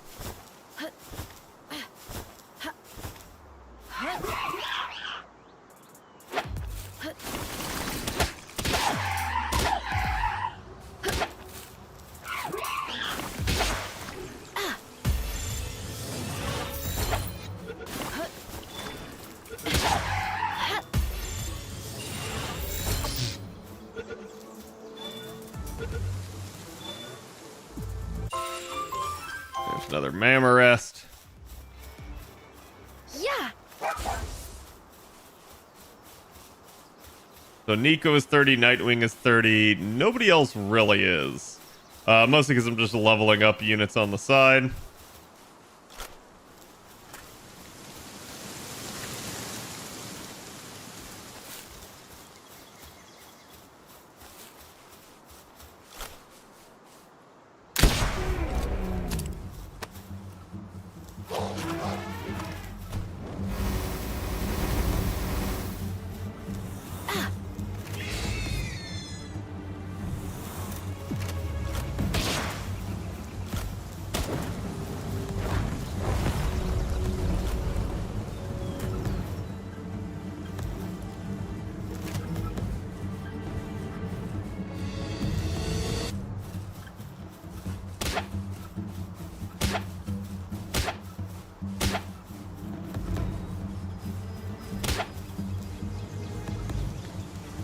Yeah, it's as low as I'm taking it. It gives me a 50%.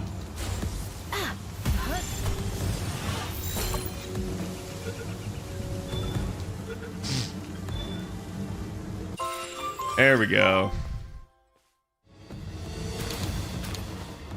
I wish I could see the HP of regular PAL mobs because bosses is too easy to see their max HP and remaining HP for calculated low HP strat. It's hard to see. Yeah, they definitely need to like increase the thickness of the HP bar, I think, in part. It is just difficult to see outright. Okay, so I need like 20 nails, which is just not a good thing.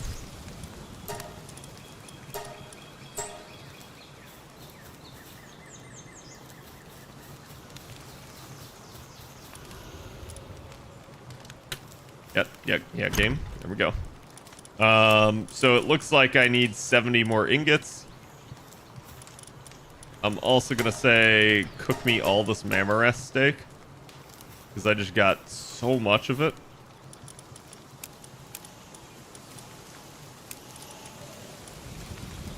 Gonna put the rest of that in.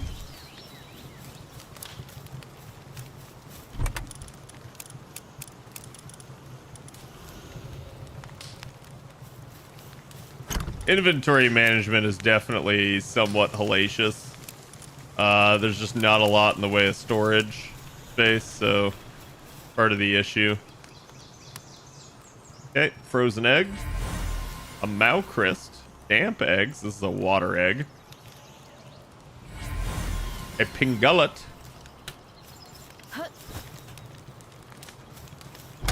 Alright, so what have I got to choose from? I'm going to take the large Scorcher. And the large electric.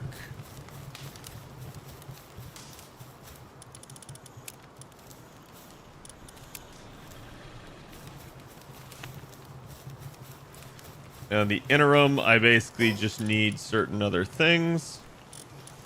I think it was here. Is where I found the one egg.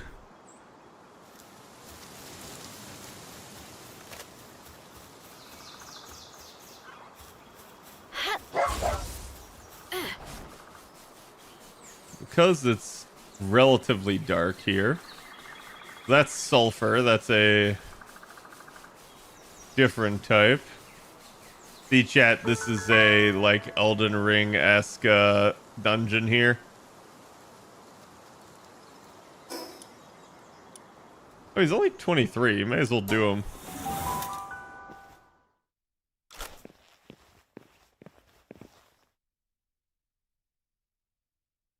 Yeah.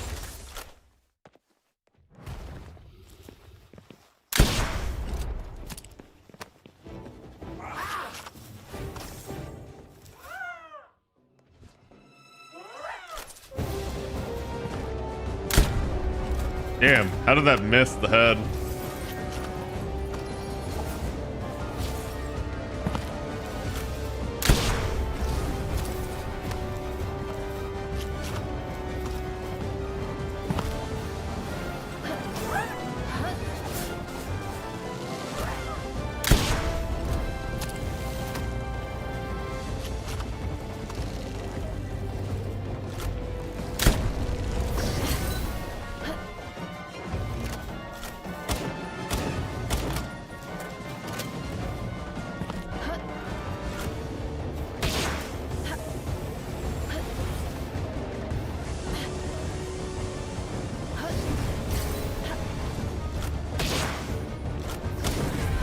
Oh, see, that shouldn't have killed. But whatever. Easy win. He cute? Yeah, I wanted to capture him. You can capture the bosses. And like I said, they're alphas, so they're just bigger forms. He'll be back in an hour.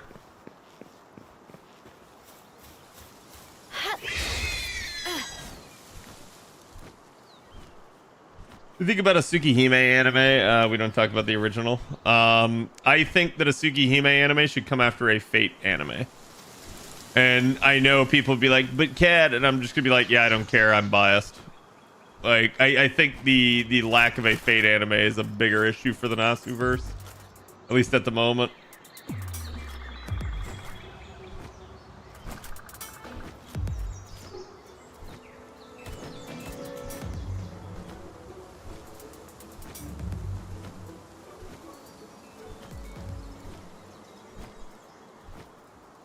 I actually just wanted to see, because I found a huge dragon egg here earlier. And it was really disappointing. I got a Relaxorus out of it. But this is the only place that I have found a dragon egg. So I know that they can, in fact, spawn here. There's probably other areas.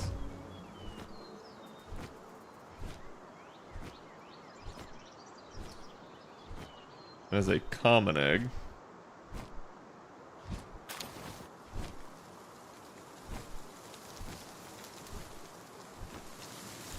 So disgustingly common.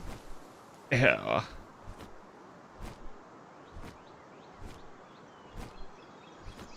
Lost hope for a Fate Route remake. Listen, you've lost hope for a Fate Route remake. I've lost hope for a Tsukihime anime.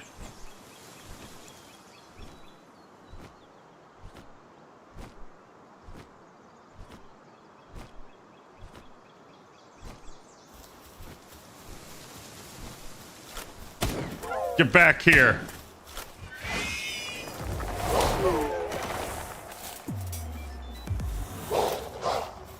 Get in the ball. Why is that only 36%?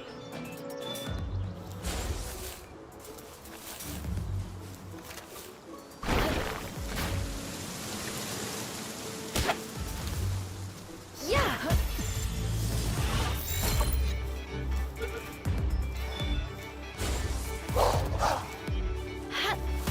Get in the ball.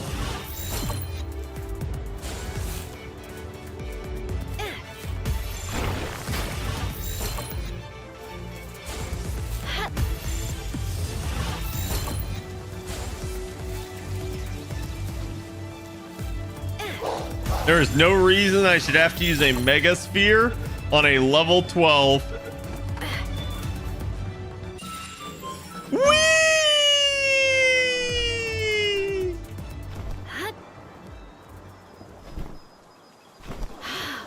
That is the Pokeball boost, chat. Oh, you guys hadn't seen that? Somebody used that to launch themselves all the way across the map.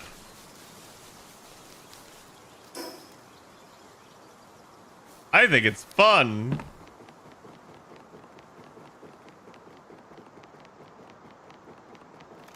Anyways, I came out here to get iron. I still need it.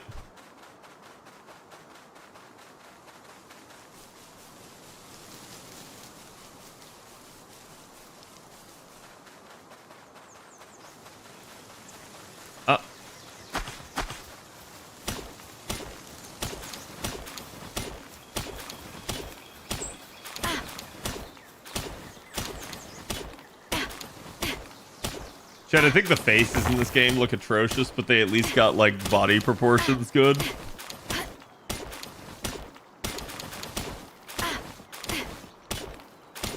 Even though the, like, character creator leaves a lot to be desired. Of course, Avalon LaFay anime. Again, I'm biased. I'd rather see the actual, like, origin story of Artoria told. Something that basically has only been shown in Garden of Avalon, and it hasn't really even been shown.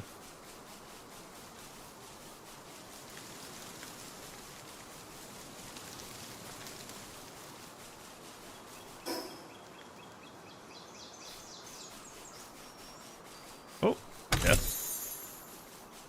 Silver key.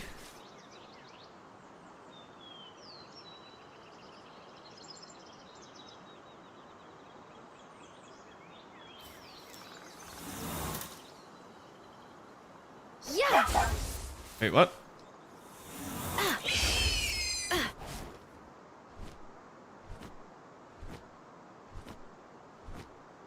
Visual novel or light novel first? We already have a light novel of it. That is the majority of what we have for it.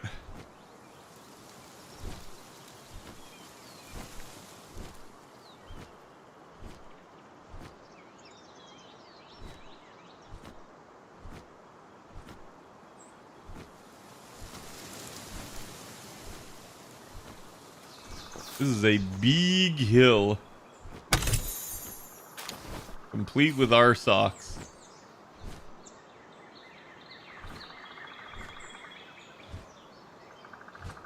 Spirit Fire.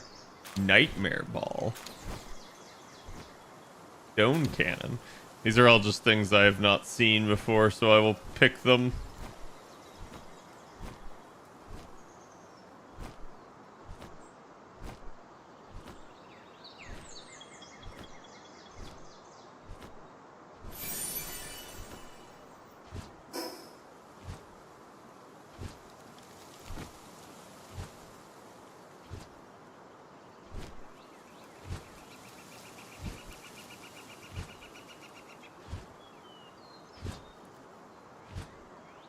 see verdant and damp eggs.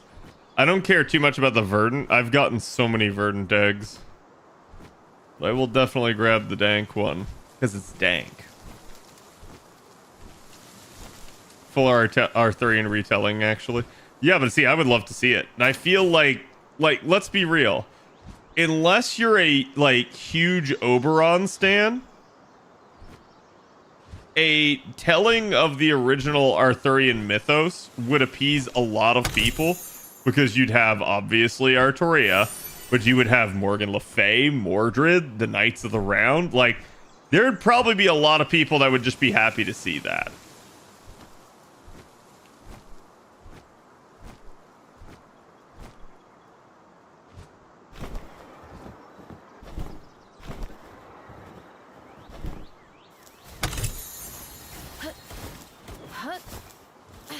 And where I'm coming from on that is one of the big knocks that I always hear about Arturia.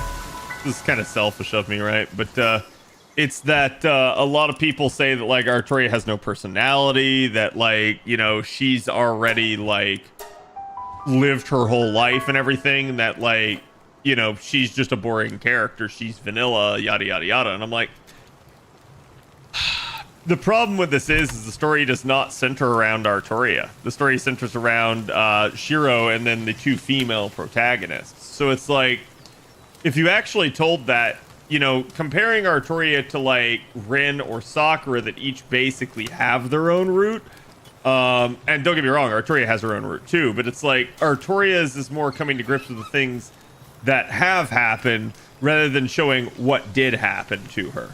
So I feel like if they actually went through that, that would give her a lot more characterization and people would understand the character way more than they do right now. And I think it would just be better overall for the character to do that.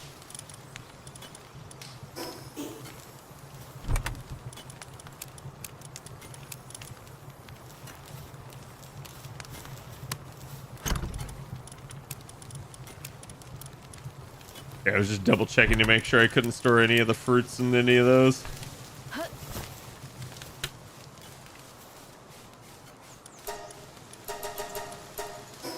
Okay, that's another 20 ingots. Really, my fire Pokemon be slacking. I'm probably gonna have to just like chuck one of them in the Yeah, you heard. You heard.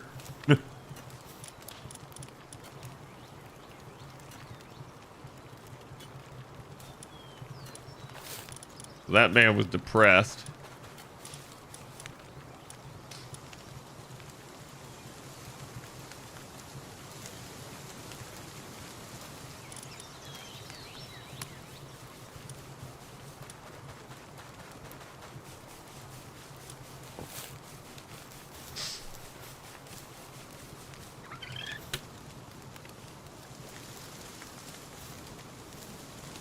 Basically just getting the rest of them back to work. I'm like, if I have to exchange them for better pals, that's what I'll do, because it's pretty clear that they get like super depressed and then they don't want to work at all.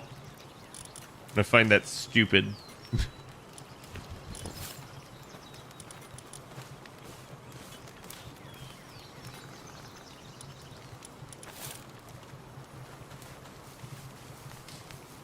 Like, why is this particular one weakened?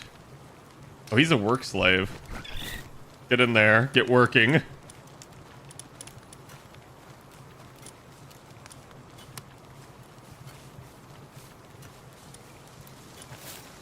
Get that lift monk in there. Even my cow is depressed, chat. Dishonor upon my cow.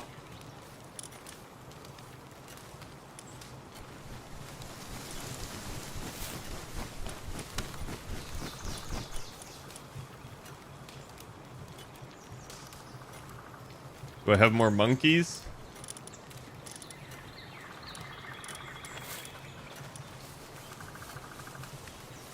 My deer is depressed.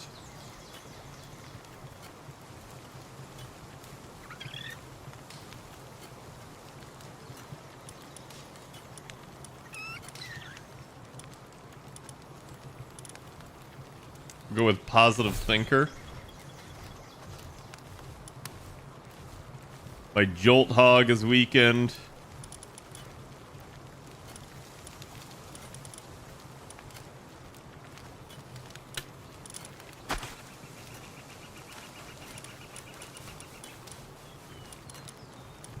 There he is, chat. My level 24 Fuckachu.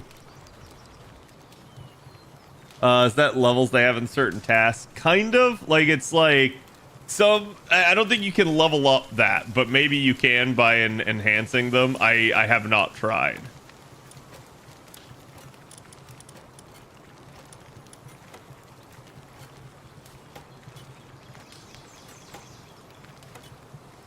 Damn, my Alpha Pingullet is, also depressed.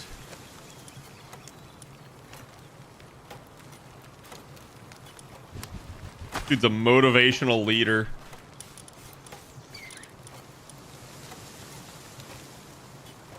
Okay, so now the base should be actually working, and look at that. You suddenly get some non-depressed mofos, and they actually get work done. Wild. Okay. Ditch that in there.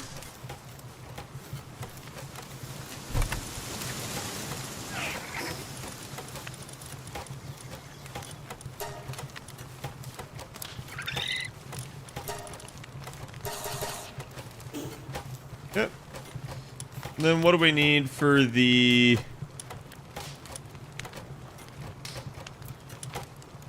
production assembly line 2? I need the 20 nails. I need 21 more ingots. I need 19 more ingots.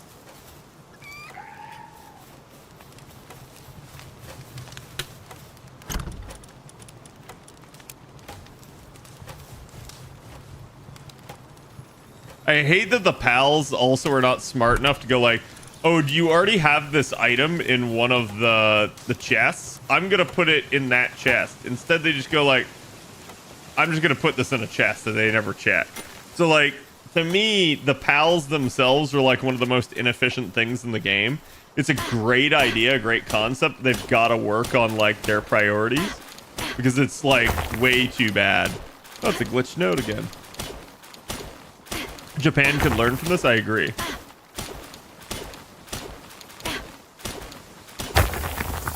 Okay.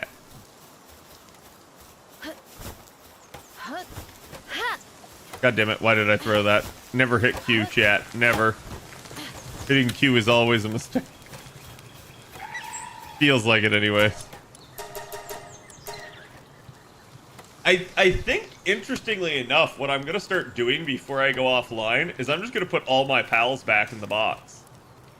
That sounds crazy, but like... part of this is like they're glitched out, so you come back and they're like weakened and depressed, even though like you were offline the whole time. Winter Star, thank you for the 23. You're almost to 2 years. How you doing today, bud?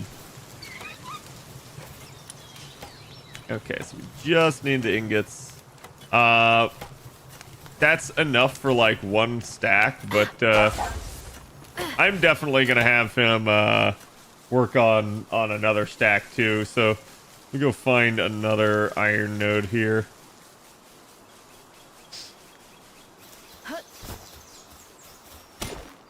The horrors persist, but so do I. Ah, excellent. Yes, never give in. It's like a quick log out of the game, reopening the game. Well, the problem is like this isn't single player, right? So I am on a dedicated server with people, so like there's other people here, so if I log out, it'll fix client-side bugs, but it's not going to fix a bug on the server. And like I said, the game is buggy. Like, don't let anyone tell you this is a perfect, flawless game. But so far, yeah, like most bugs fix themselves when you just relog. And that is like, you know, I'm A-okay with that as long as it's not like me having to constantly relog. I think that's like the issue that everybody always gets upset with bugs, but I'm like, the only bugs that actually matter are bugs that brick your game. Those suck. Everybody hates those bugs. But it's like, as long as it's just that and not something else, you're probably good.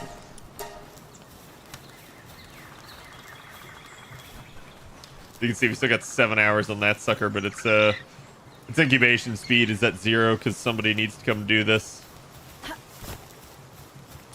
I am probably going to tell the moo cow to get back in his pen. And we're just gonna get... Okay, maybe not that one. Yeah, let's do Swift. Because you're just way faster. Look at that. Look at that fucker go. He's like, boom. So they're baking me ingots.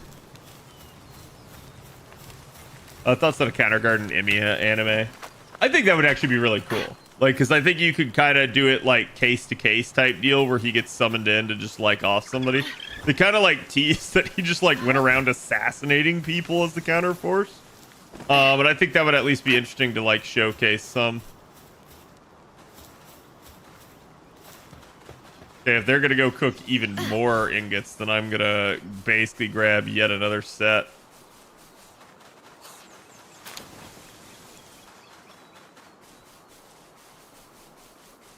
So essentially, while they're busy baking, I just keep gathering a little bit more iron and keeping them rolling.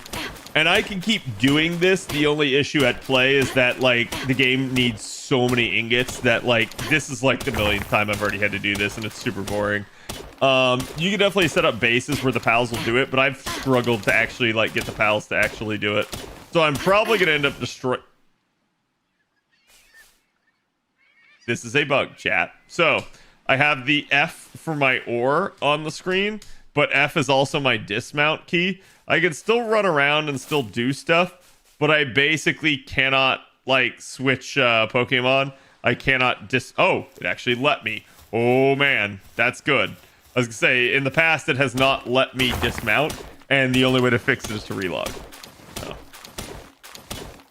That is one of the few bugs I've really encountered. There's another bug as well whenever you switch up.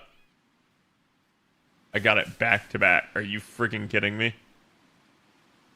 It's because I'm hitting F to get the stuff.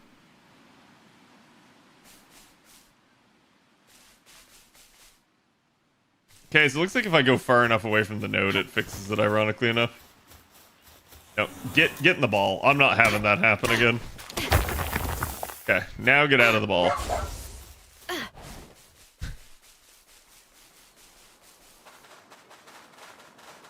You moved by the berries? No, it wasn't the berries. Oh, you mean like getting away from the node? Yeah. Doug, you want to play with you? No, it's fine. It's just like some of it like actually hard bricks you, and it's like really dumb that it does.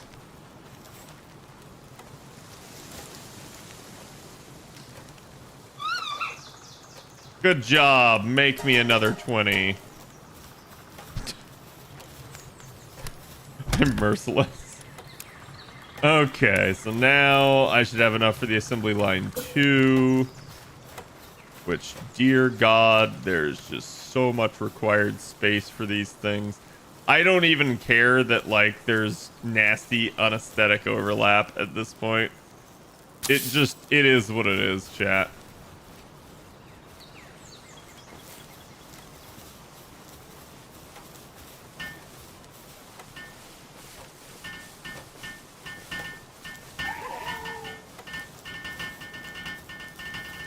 Look at him.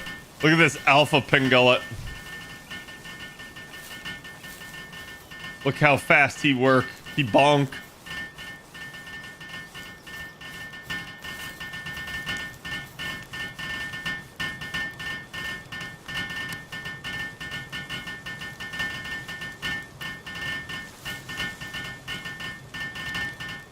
No problem, Near. Have a good one.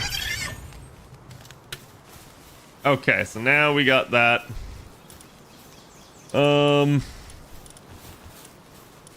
Wow, this produces literally nothing more than it already did. It's literally just weapons. That's kind of funny. I can make a 3-shot bow. Intriguing. But better yet, I can now upgrade my base. And now you can see I can have 3 bases. That did expand the number of pals I can have working at the base, which is good, because that means I can have yet another like fire thing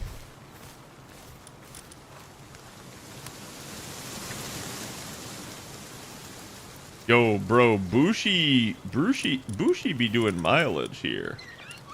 Bushi, get in there. Like, I didn't realize you could do so much. You a boss.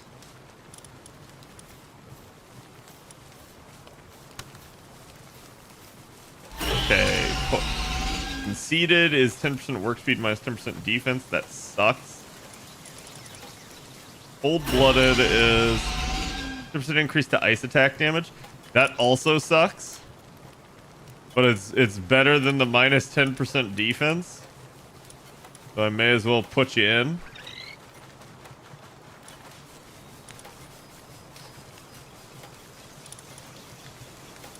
Granted, I should probably start doing a van worm. Burly body. I believe I have the mount for the van worm, and really, Nightwing is like not doing well. He's slow, he fat, he not. There you go, chat. Gibble, the best Pokemon.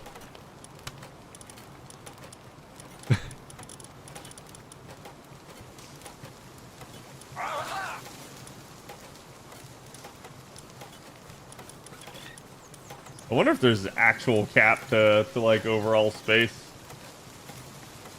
Wouldn't think there is, but I wouldn't be surprised at the same time. I'll have to watch out for that because I may have to combine some things. What's your favorite pal so far, Cad? God, that's difficult. And saying Dire Howl is such a cop-out. I don't know. It's tough. I actually kind of like the Pirate Noct that I have here. He's like dark and flame, and he's kind of cool.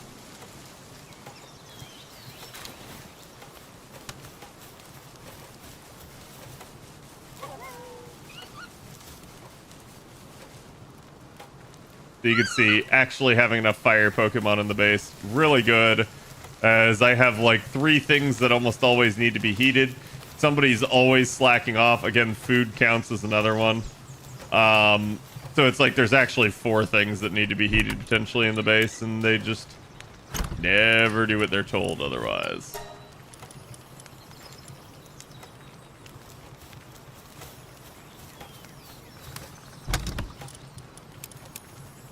Okay, we're gonna put that in there.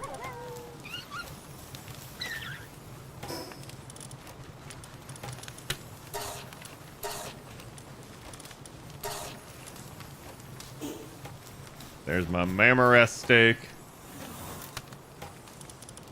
Gonna put the other steak in here.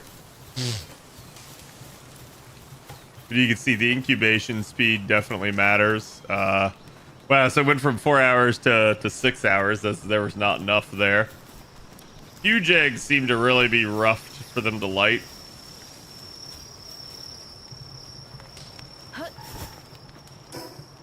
I have seen eggs display the too warm, but that's relatively rare from my experience. What did I need for the next rank of the base?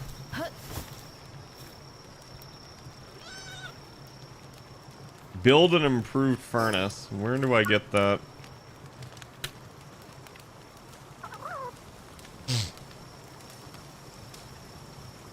$34, so we got to get to that before I actually have the opportunity. We're gonna need some flame organs too. Yeah. Cozy, sleepy ice dragon do be snoozing. Yeah, it's really cute. I actually really like that one. That one is one of my favorites. I think I have one in the party at the moment. Let's see. I haven't beaten Univolt yet. So let's go beat him. You can see me try to take on some of the bosses here. Just because I can.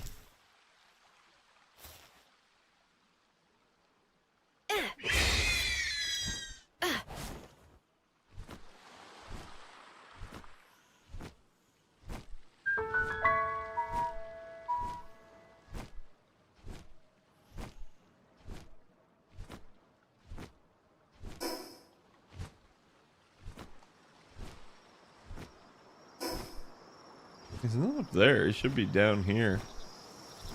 I don't know why I'm not seeing him.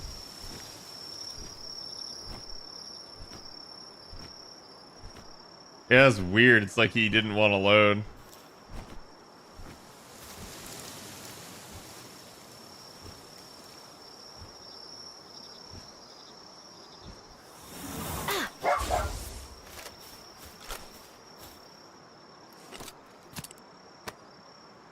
Actually need to make more ammo too.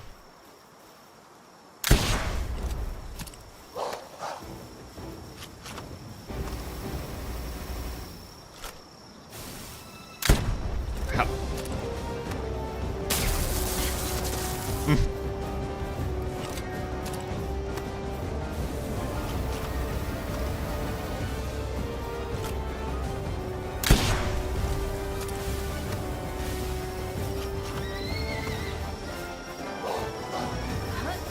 What was that?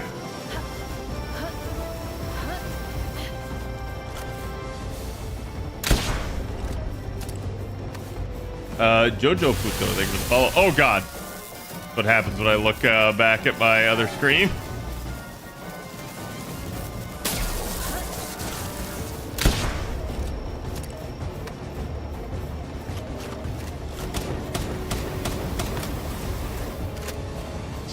Wow, that actually dealt half of Nico's life. I would definitely not live.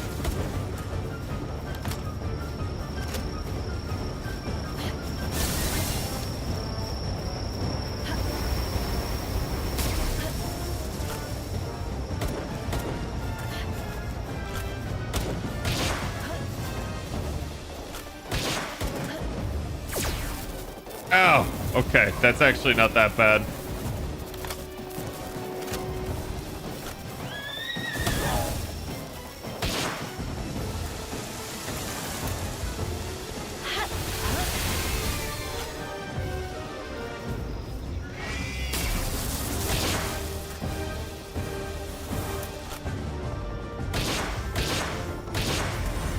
Damn it. Always the last shot. I need to pull off before the last shot.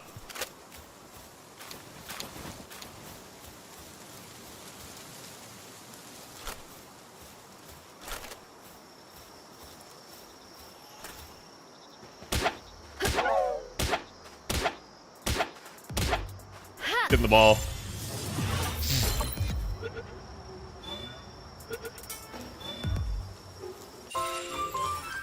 Oh, sweet. I got a ball back.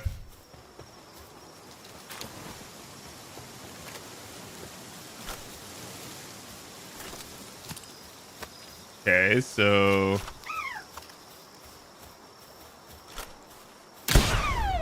I needed its organs, chat. I'm sorry.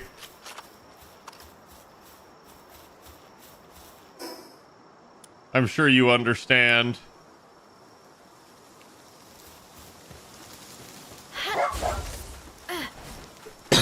I think last shot is intentionally stronger. Yeah, now that I know that, I know not to last tap it.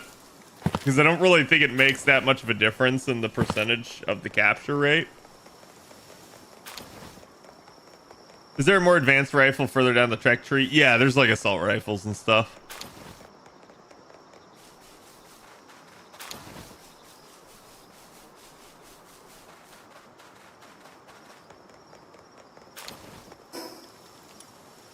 I was gonna say, actually, I think this is near Ash and theirs base. You can see they have it, their perimeter fully walled in, even though they never get attacked, which is freaking hilarious. They've prepared for nothing.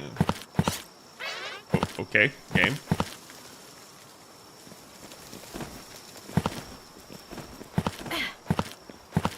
Well, at least I can climb out of that.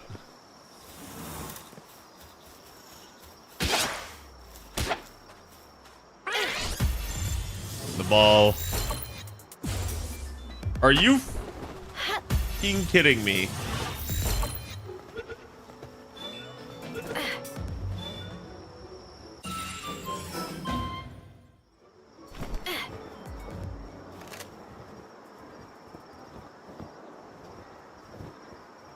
I don't know if that's a glitch or not. I assume it is a glitch, but I, for one, am all for it.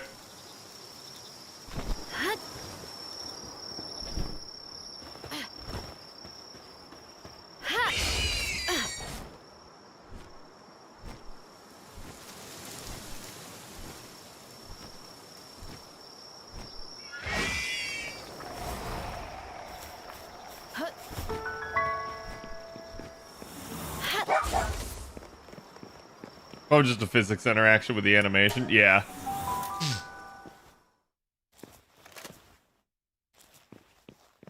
Alright, chat. Smash or pass?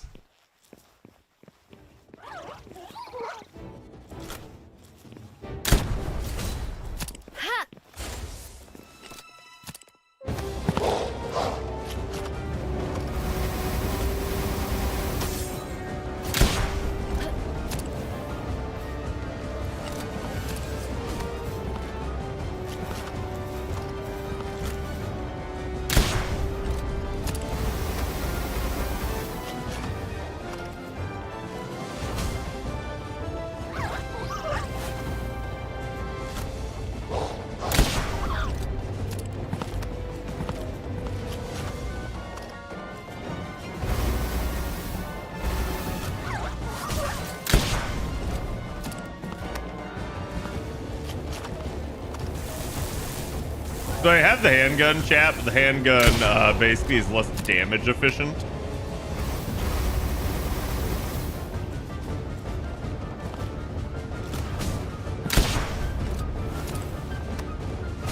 Even though the sucker takes forever to reload, it does 1,000 damage per shot.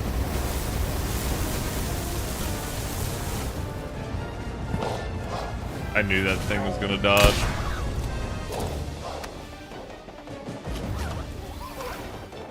Whatever that is, no.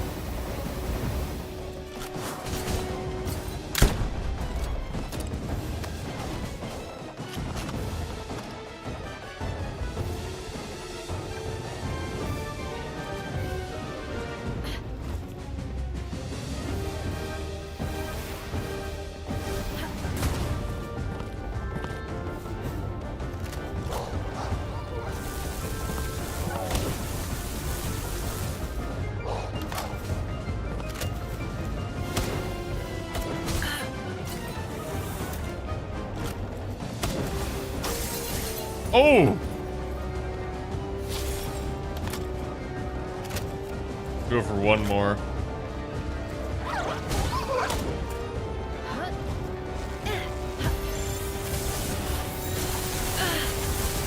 My God, dude.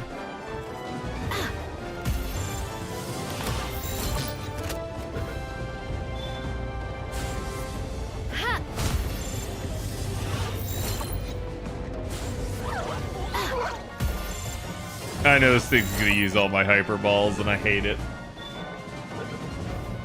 Okay, thank God. So I'm getting really low on musket shots here. Only 11 shots remain. Stay frosty, I'm trying. Now we've gotten all of that done. Looks like Fanglope is another one up here.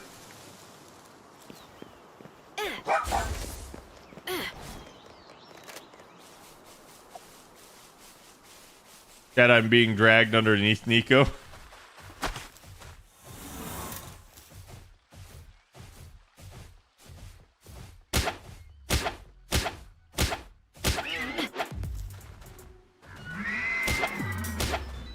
Please don't aggro the Mammorest.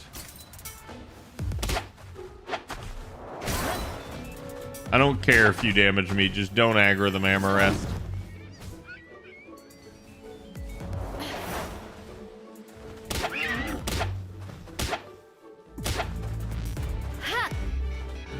What?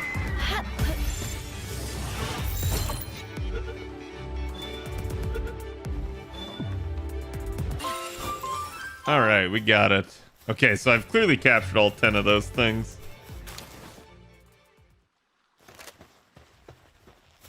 If I go after that Mammorest, I'm not gonna have any ammo.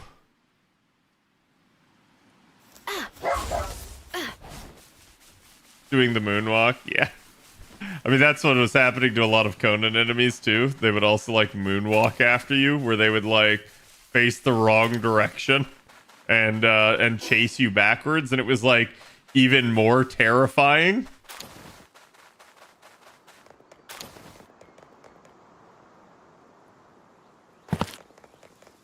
Like I said, chat, you can just yeet yourself, and it is hilarious.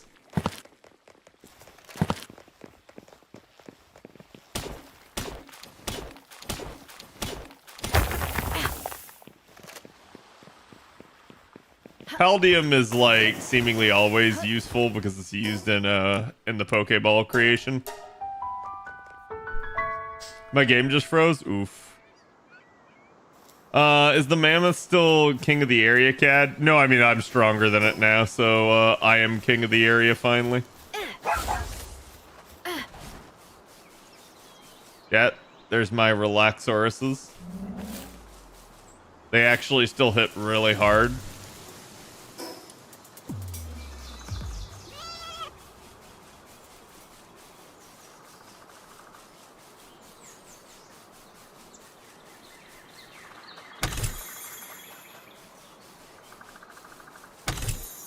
Okay.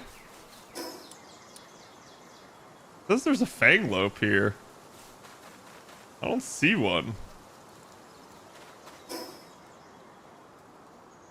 This isn't the dude that I killed beneath the Broncherry Aqua. So is this one underneath as well?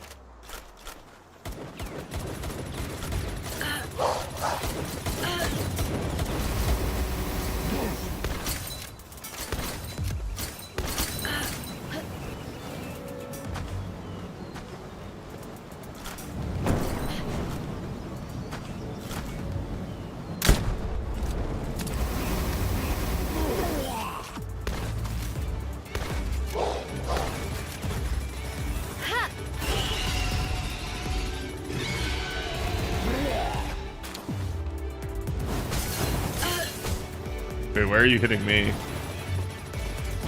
Why is there a Relaxaurus here?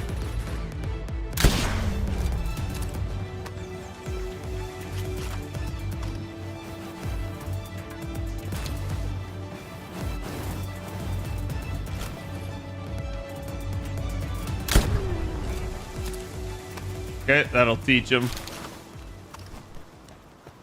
You can see I'm getting assault rifle ammo. Actually, you might not be able to see. My head may be over it.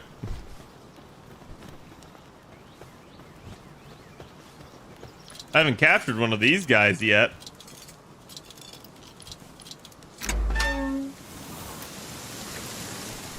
A Dumud.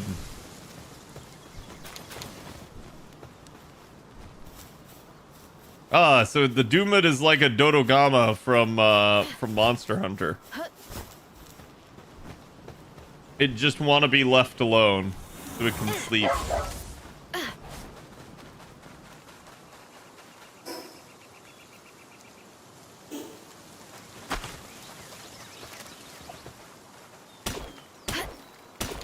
Is this not K&M? Why are you that slow and careful to line up your shots? Just because the musket has very, very long reload time, so if you miss, it's like, oof. I just bought Conan's. This is on sale. Oh, is it really on sale? How much is it off? I was wondering if the Isle of Sipta was a good DLC to get with it. For me personally, I would tell you no. I don't care for PvP, and that's all that DLC is aimed at. It's a new island that practically no one plays other than the PvPers.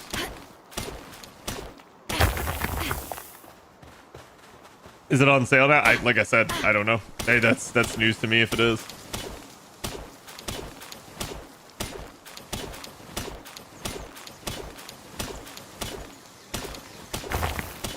Set Nico on fire, those monsters? Yes. So you can see just how much the ore freaking weighs.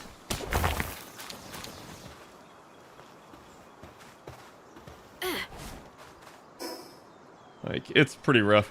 I don't know where that sucker is. It must spawn like beneath or something. And I don't want to waste the time to go find it yet. That's like a job for the weekend, which, oh joy of all joys, I gotta work this weekend. So thankfully my weekend work isn't usually too bad, but basically usually like every other Saturday, I have to go in and work for like 6 hours. So it's like, it's not a half day, but it's not like the full 9-hour day at least. And usually we're gone by like 2. We just work through lunch and it ends up not being that big of a deal. But it's like, the problem is, especially that first Saturday, you're just dragging because it's like your hours just got increased for the entire week. And then you got to like do all that on top of it.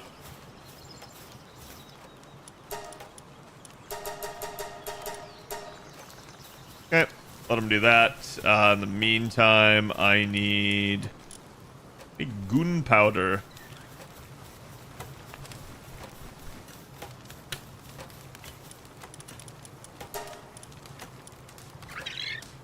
The only problem is I don't know if like the high level ammo needs it.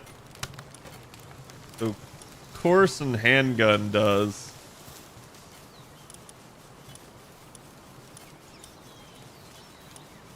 Those are the only ones I can see at the moment.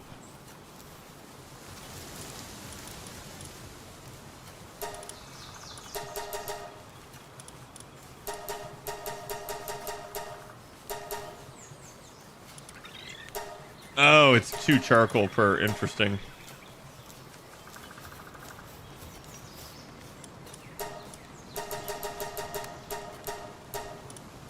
Based off that, let's start that. Okay, it's the guard that was running up. I saw like a human running up and I was like, the fuck? Who is that?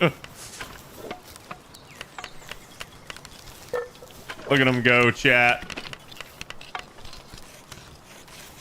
As they mass produce my shit.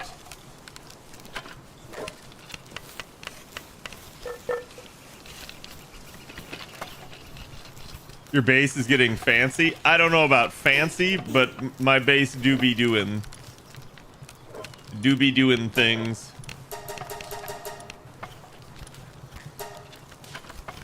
Okay, let them make more hyperspheres. I feel like I can't have too much. Probably also means I need more cement.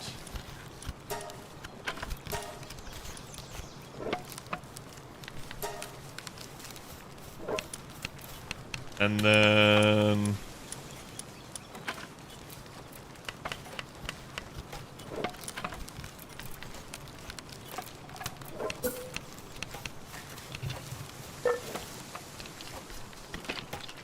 Dude, the snapping in this game is so bad. It really is. It's some of the worst I've seen. Though, to be fair, Craftopia also had terrible snapping.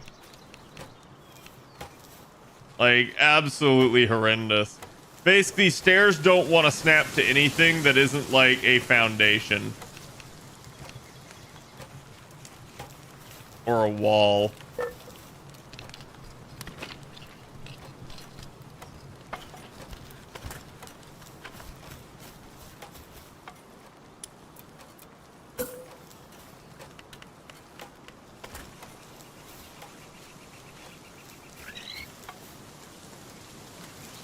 And even then, sometimes they don't wanna.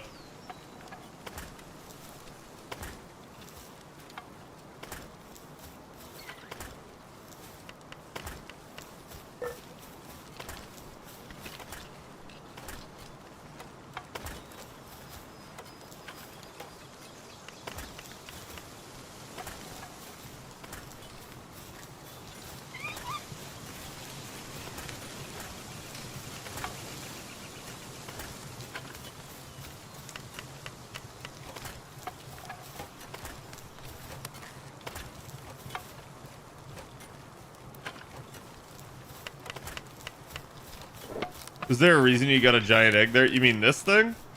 This is the, like, breeding farm. It's just how it looks. I didn't do it. I tried breeding humans. Unfortunately, you can't. Game won't let you. Kind of assholes. I wish they would let you breed. As God intended. I should have tested humans. I absolutely had to try. But humans don't have a gender. Ironically enough, pals have genders, but humans don't. I guess humans aren't my pals. SMH.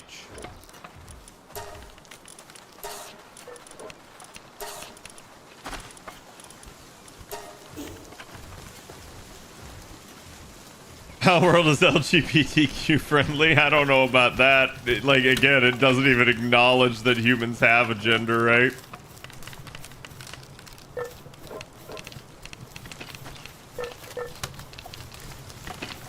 Yeah, the problem I'm having now is like actually having good enough balls to catch things.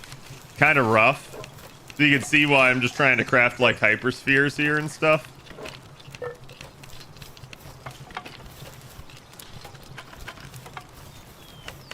Basically why I'm trying to like get them to do shit. Then I haven't decided. Let me take a look, see what the rest of the ammo takes. If I can see it. An electric mine.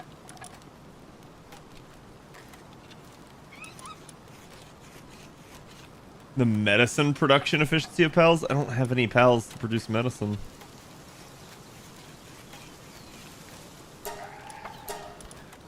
Gonna unlock the tomato plantation.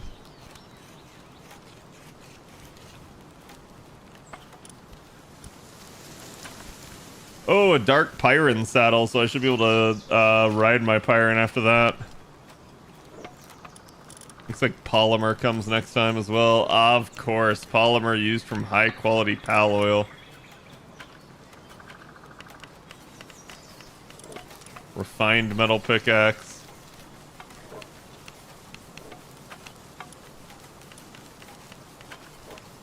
Ultrasphere circuit board. Pure quartz and polymer, bro. So like, I find this really funny. I already have some pure quartz, but the only way I have it is because I went to like a level 50 zone. A large pal bed.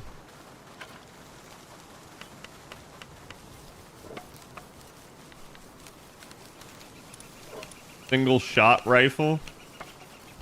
Finding it's in polymer. Rifle ammo requires gunpowder. Okay, so now that I know that like shit like that requires gunpowder, I am good to like make all the gunpowder.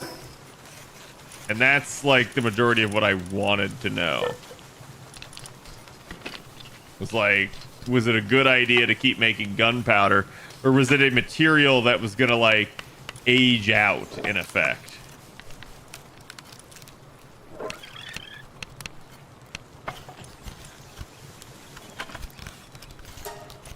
I think there's some sulfur here. Shot grenade? I haven't really used grenades. The two that I used earlier were like the two that I looted.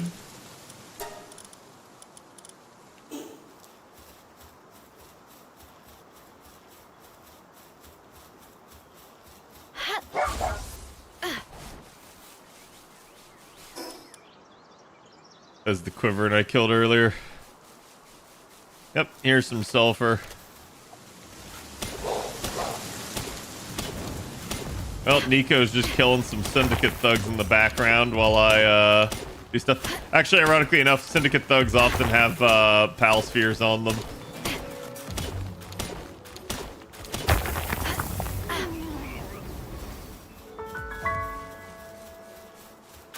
Like that. Unfortunately, they're just the shitty ones most of the time.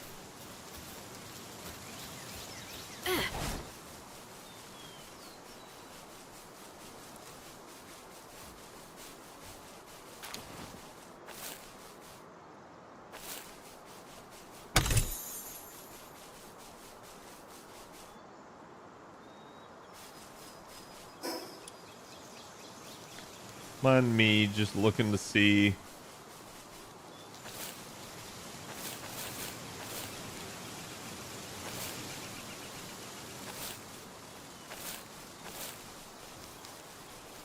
If there was more.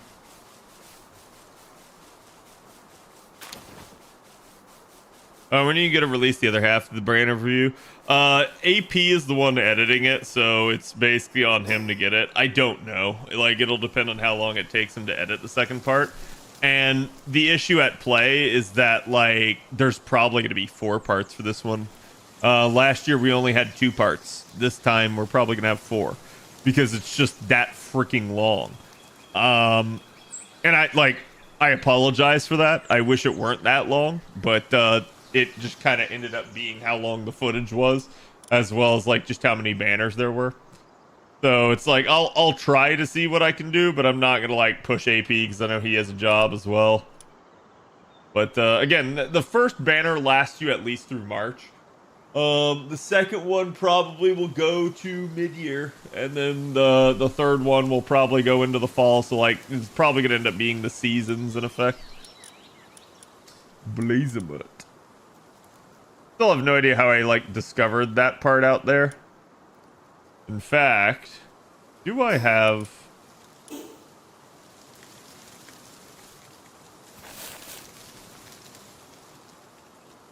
I do have my chillet. I have my chillet chat. Y'all got them chillets? Isn't there a pal that's a suicide bomber? Yeah, the like toucan one.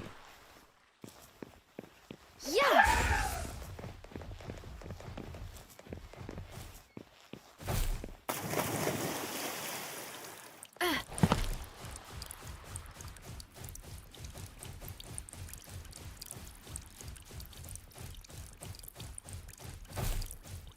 Huh.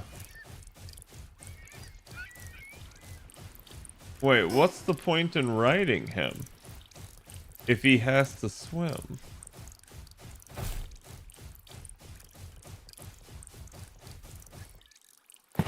Cause like he's slow as fuck.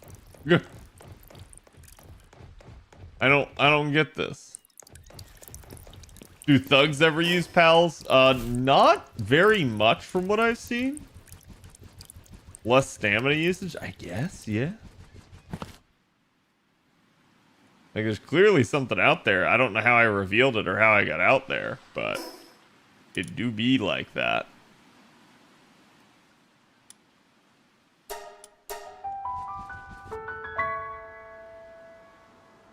I'm just surprised he's that slow.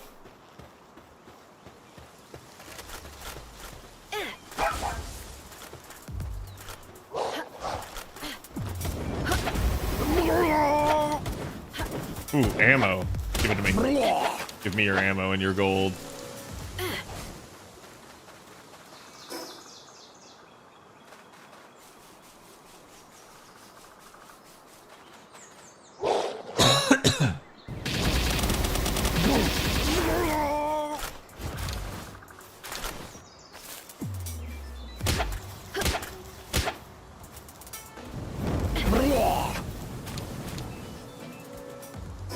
How's my spear doing? Okay, my spear's not that bad.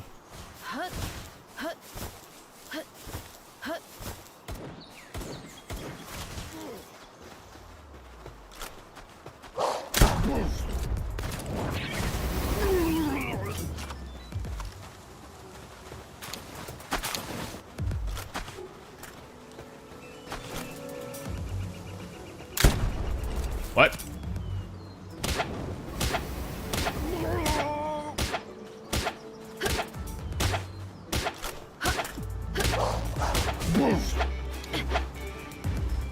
You can see what happens sometimes where like they basically just glitch out and you like can't do much. Nice view. not intended, but nice view.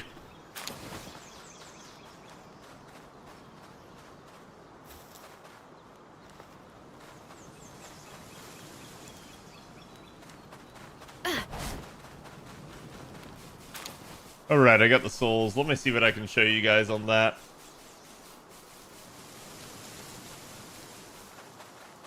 I was hoping to find more sulfur. I probably should just go check the volcano, but I'm afraid to go back to the volcano because it's what glitched me so hard last time. But essentially, you have the opportunity to like upgrade your pals.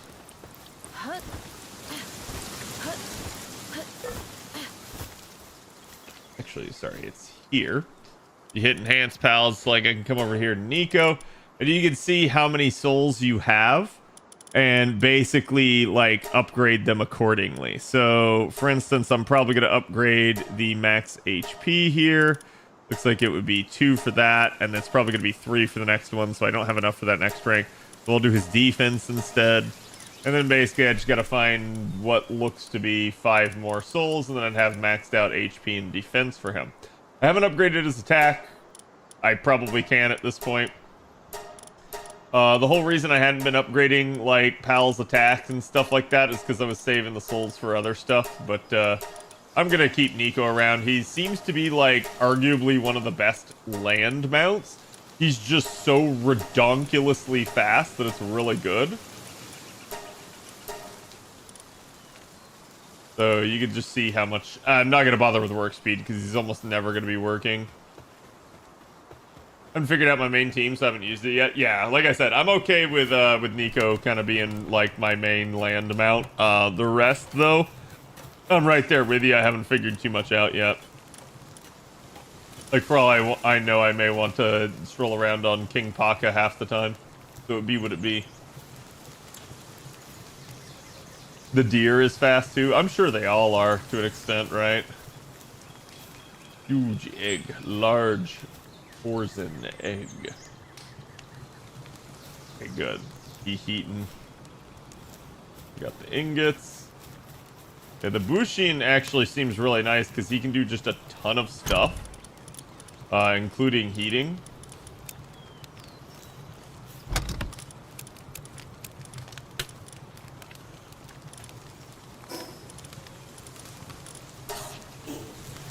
Nico eat that. Let me see if my stuff is finished. They still haven't finished the hyper spears. I have the gunpowder though. The real question is, do I want handgun ammo or course ammo?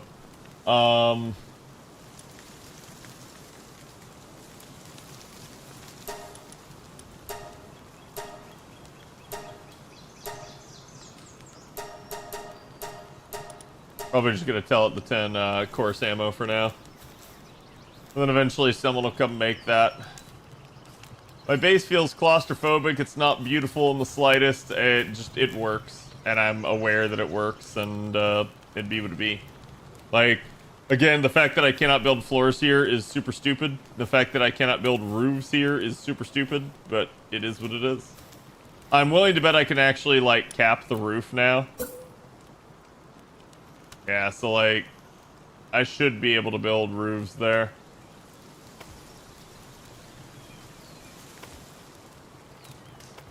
Yep.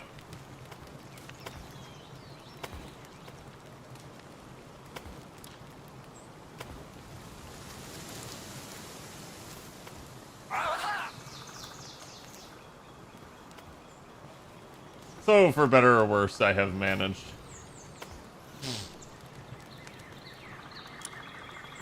And honestly, at this point, I don't even care.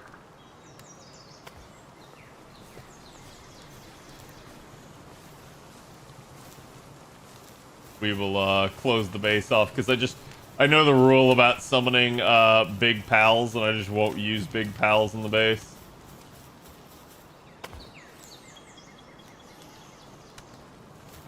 Can always make a 3rd floor. Yeah, I mean, I basically do at this point. It's like, this is up here for when I invariably need even more crafting space, because, like, I could still fit another production line back here, maybe even one on the back wall, so there's still more I can do on the 2nd floor, but it's definitely claustrophobic. It definitely doesn't feel well laid out, but knowing is half the battle, so whenever we get, like, a server wipe or something happening, that's gonna end up being a thing, and I'll just be okay with it and not mind. Alright, chat. That's gonna be it for me tonight. Let me see who all's on. Well, I can give some love to.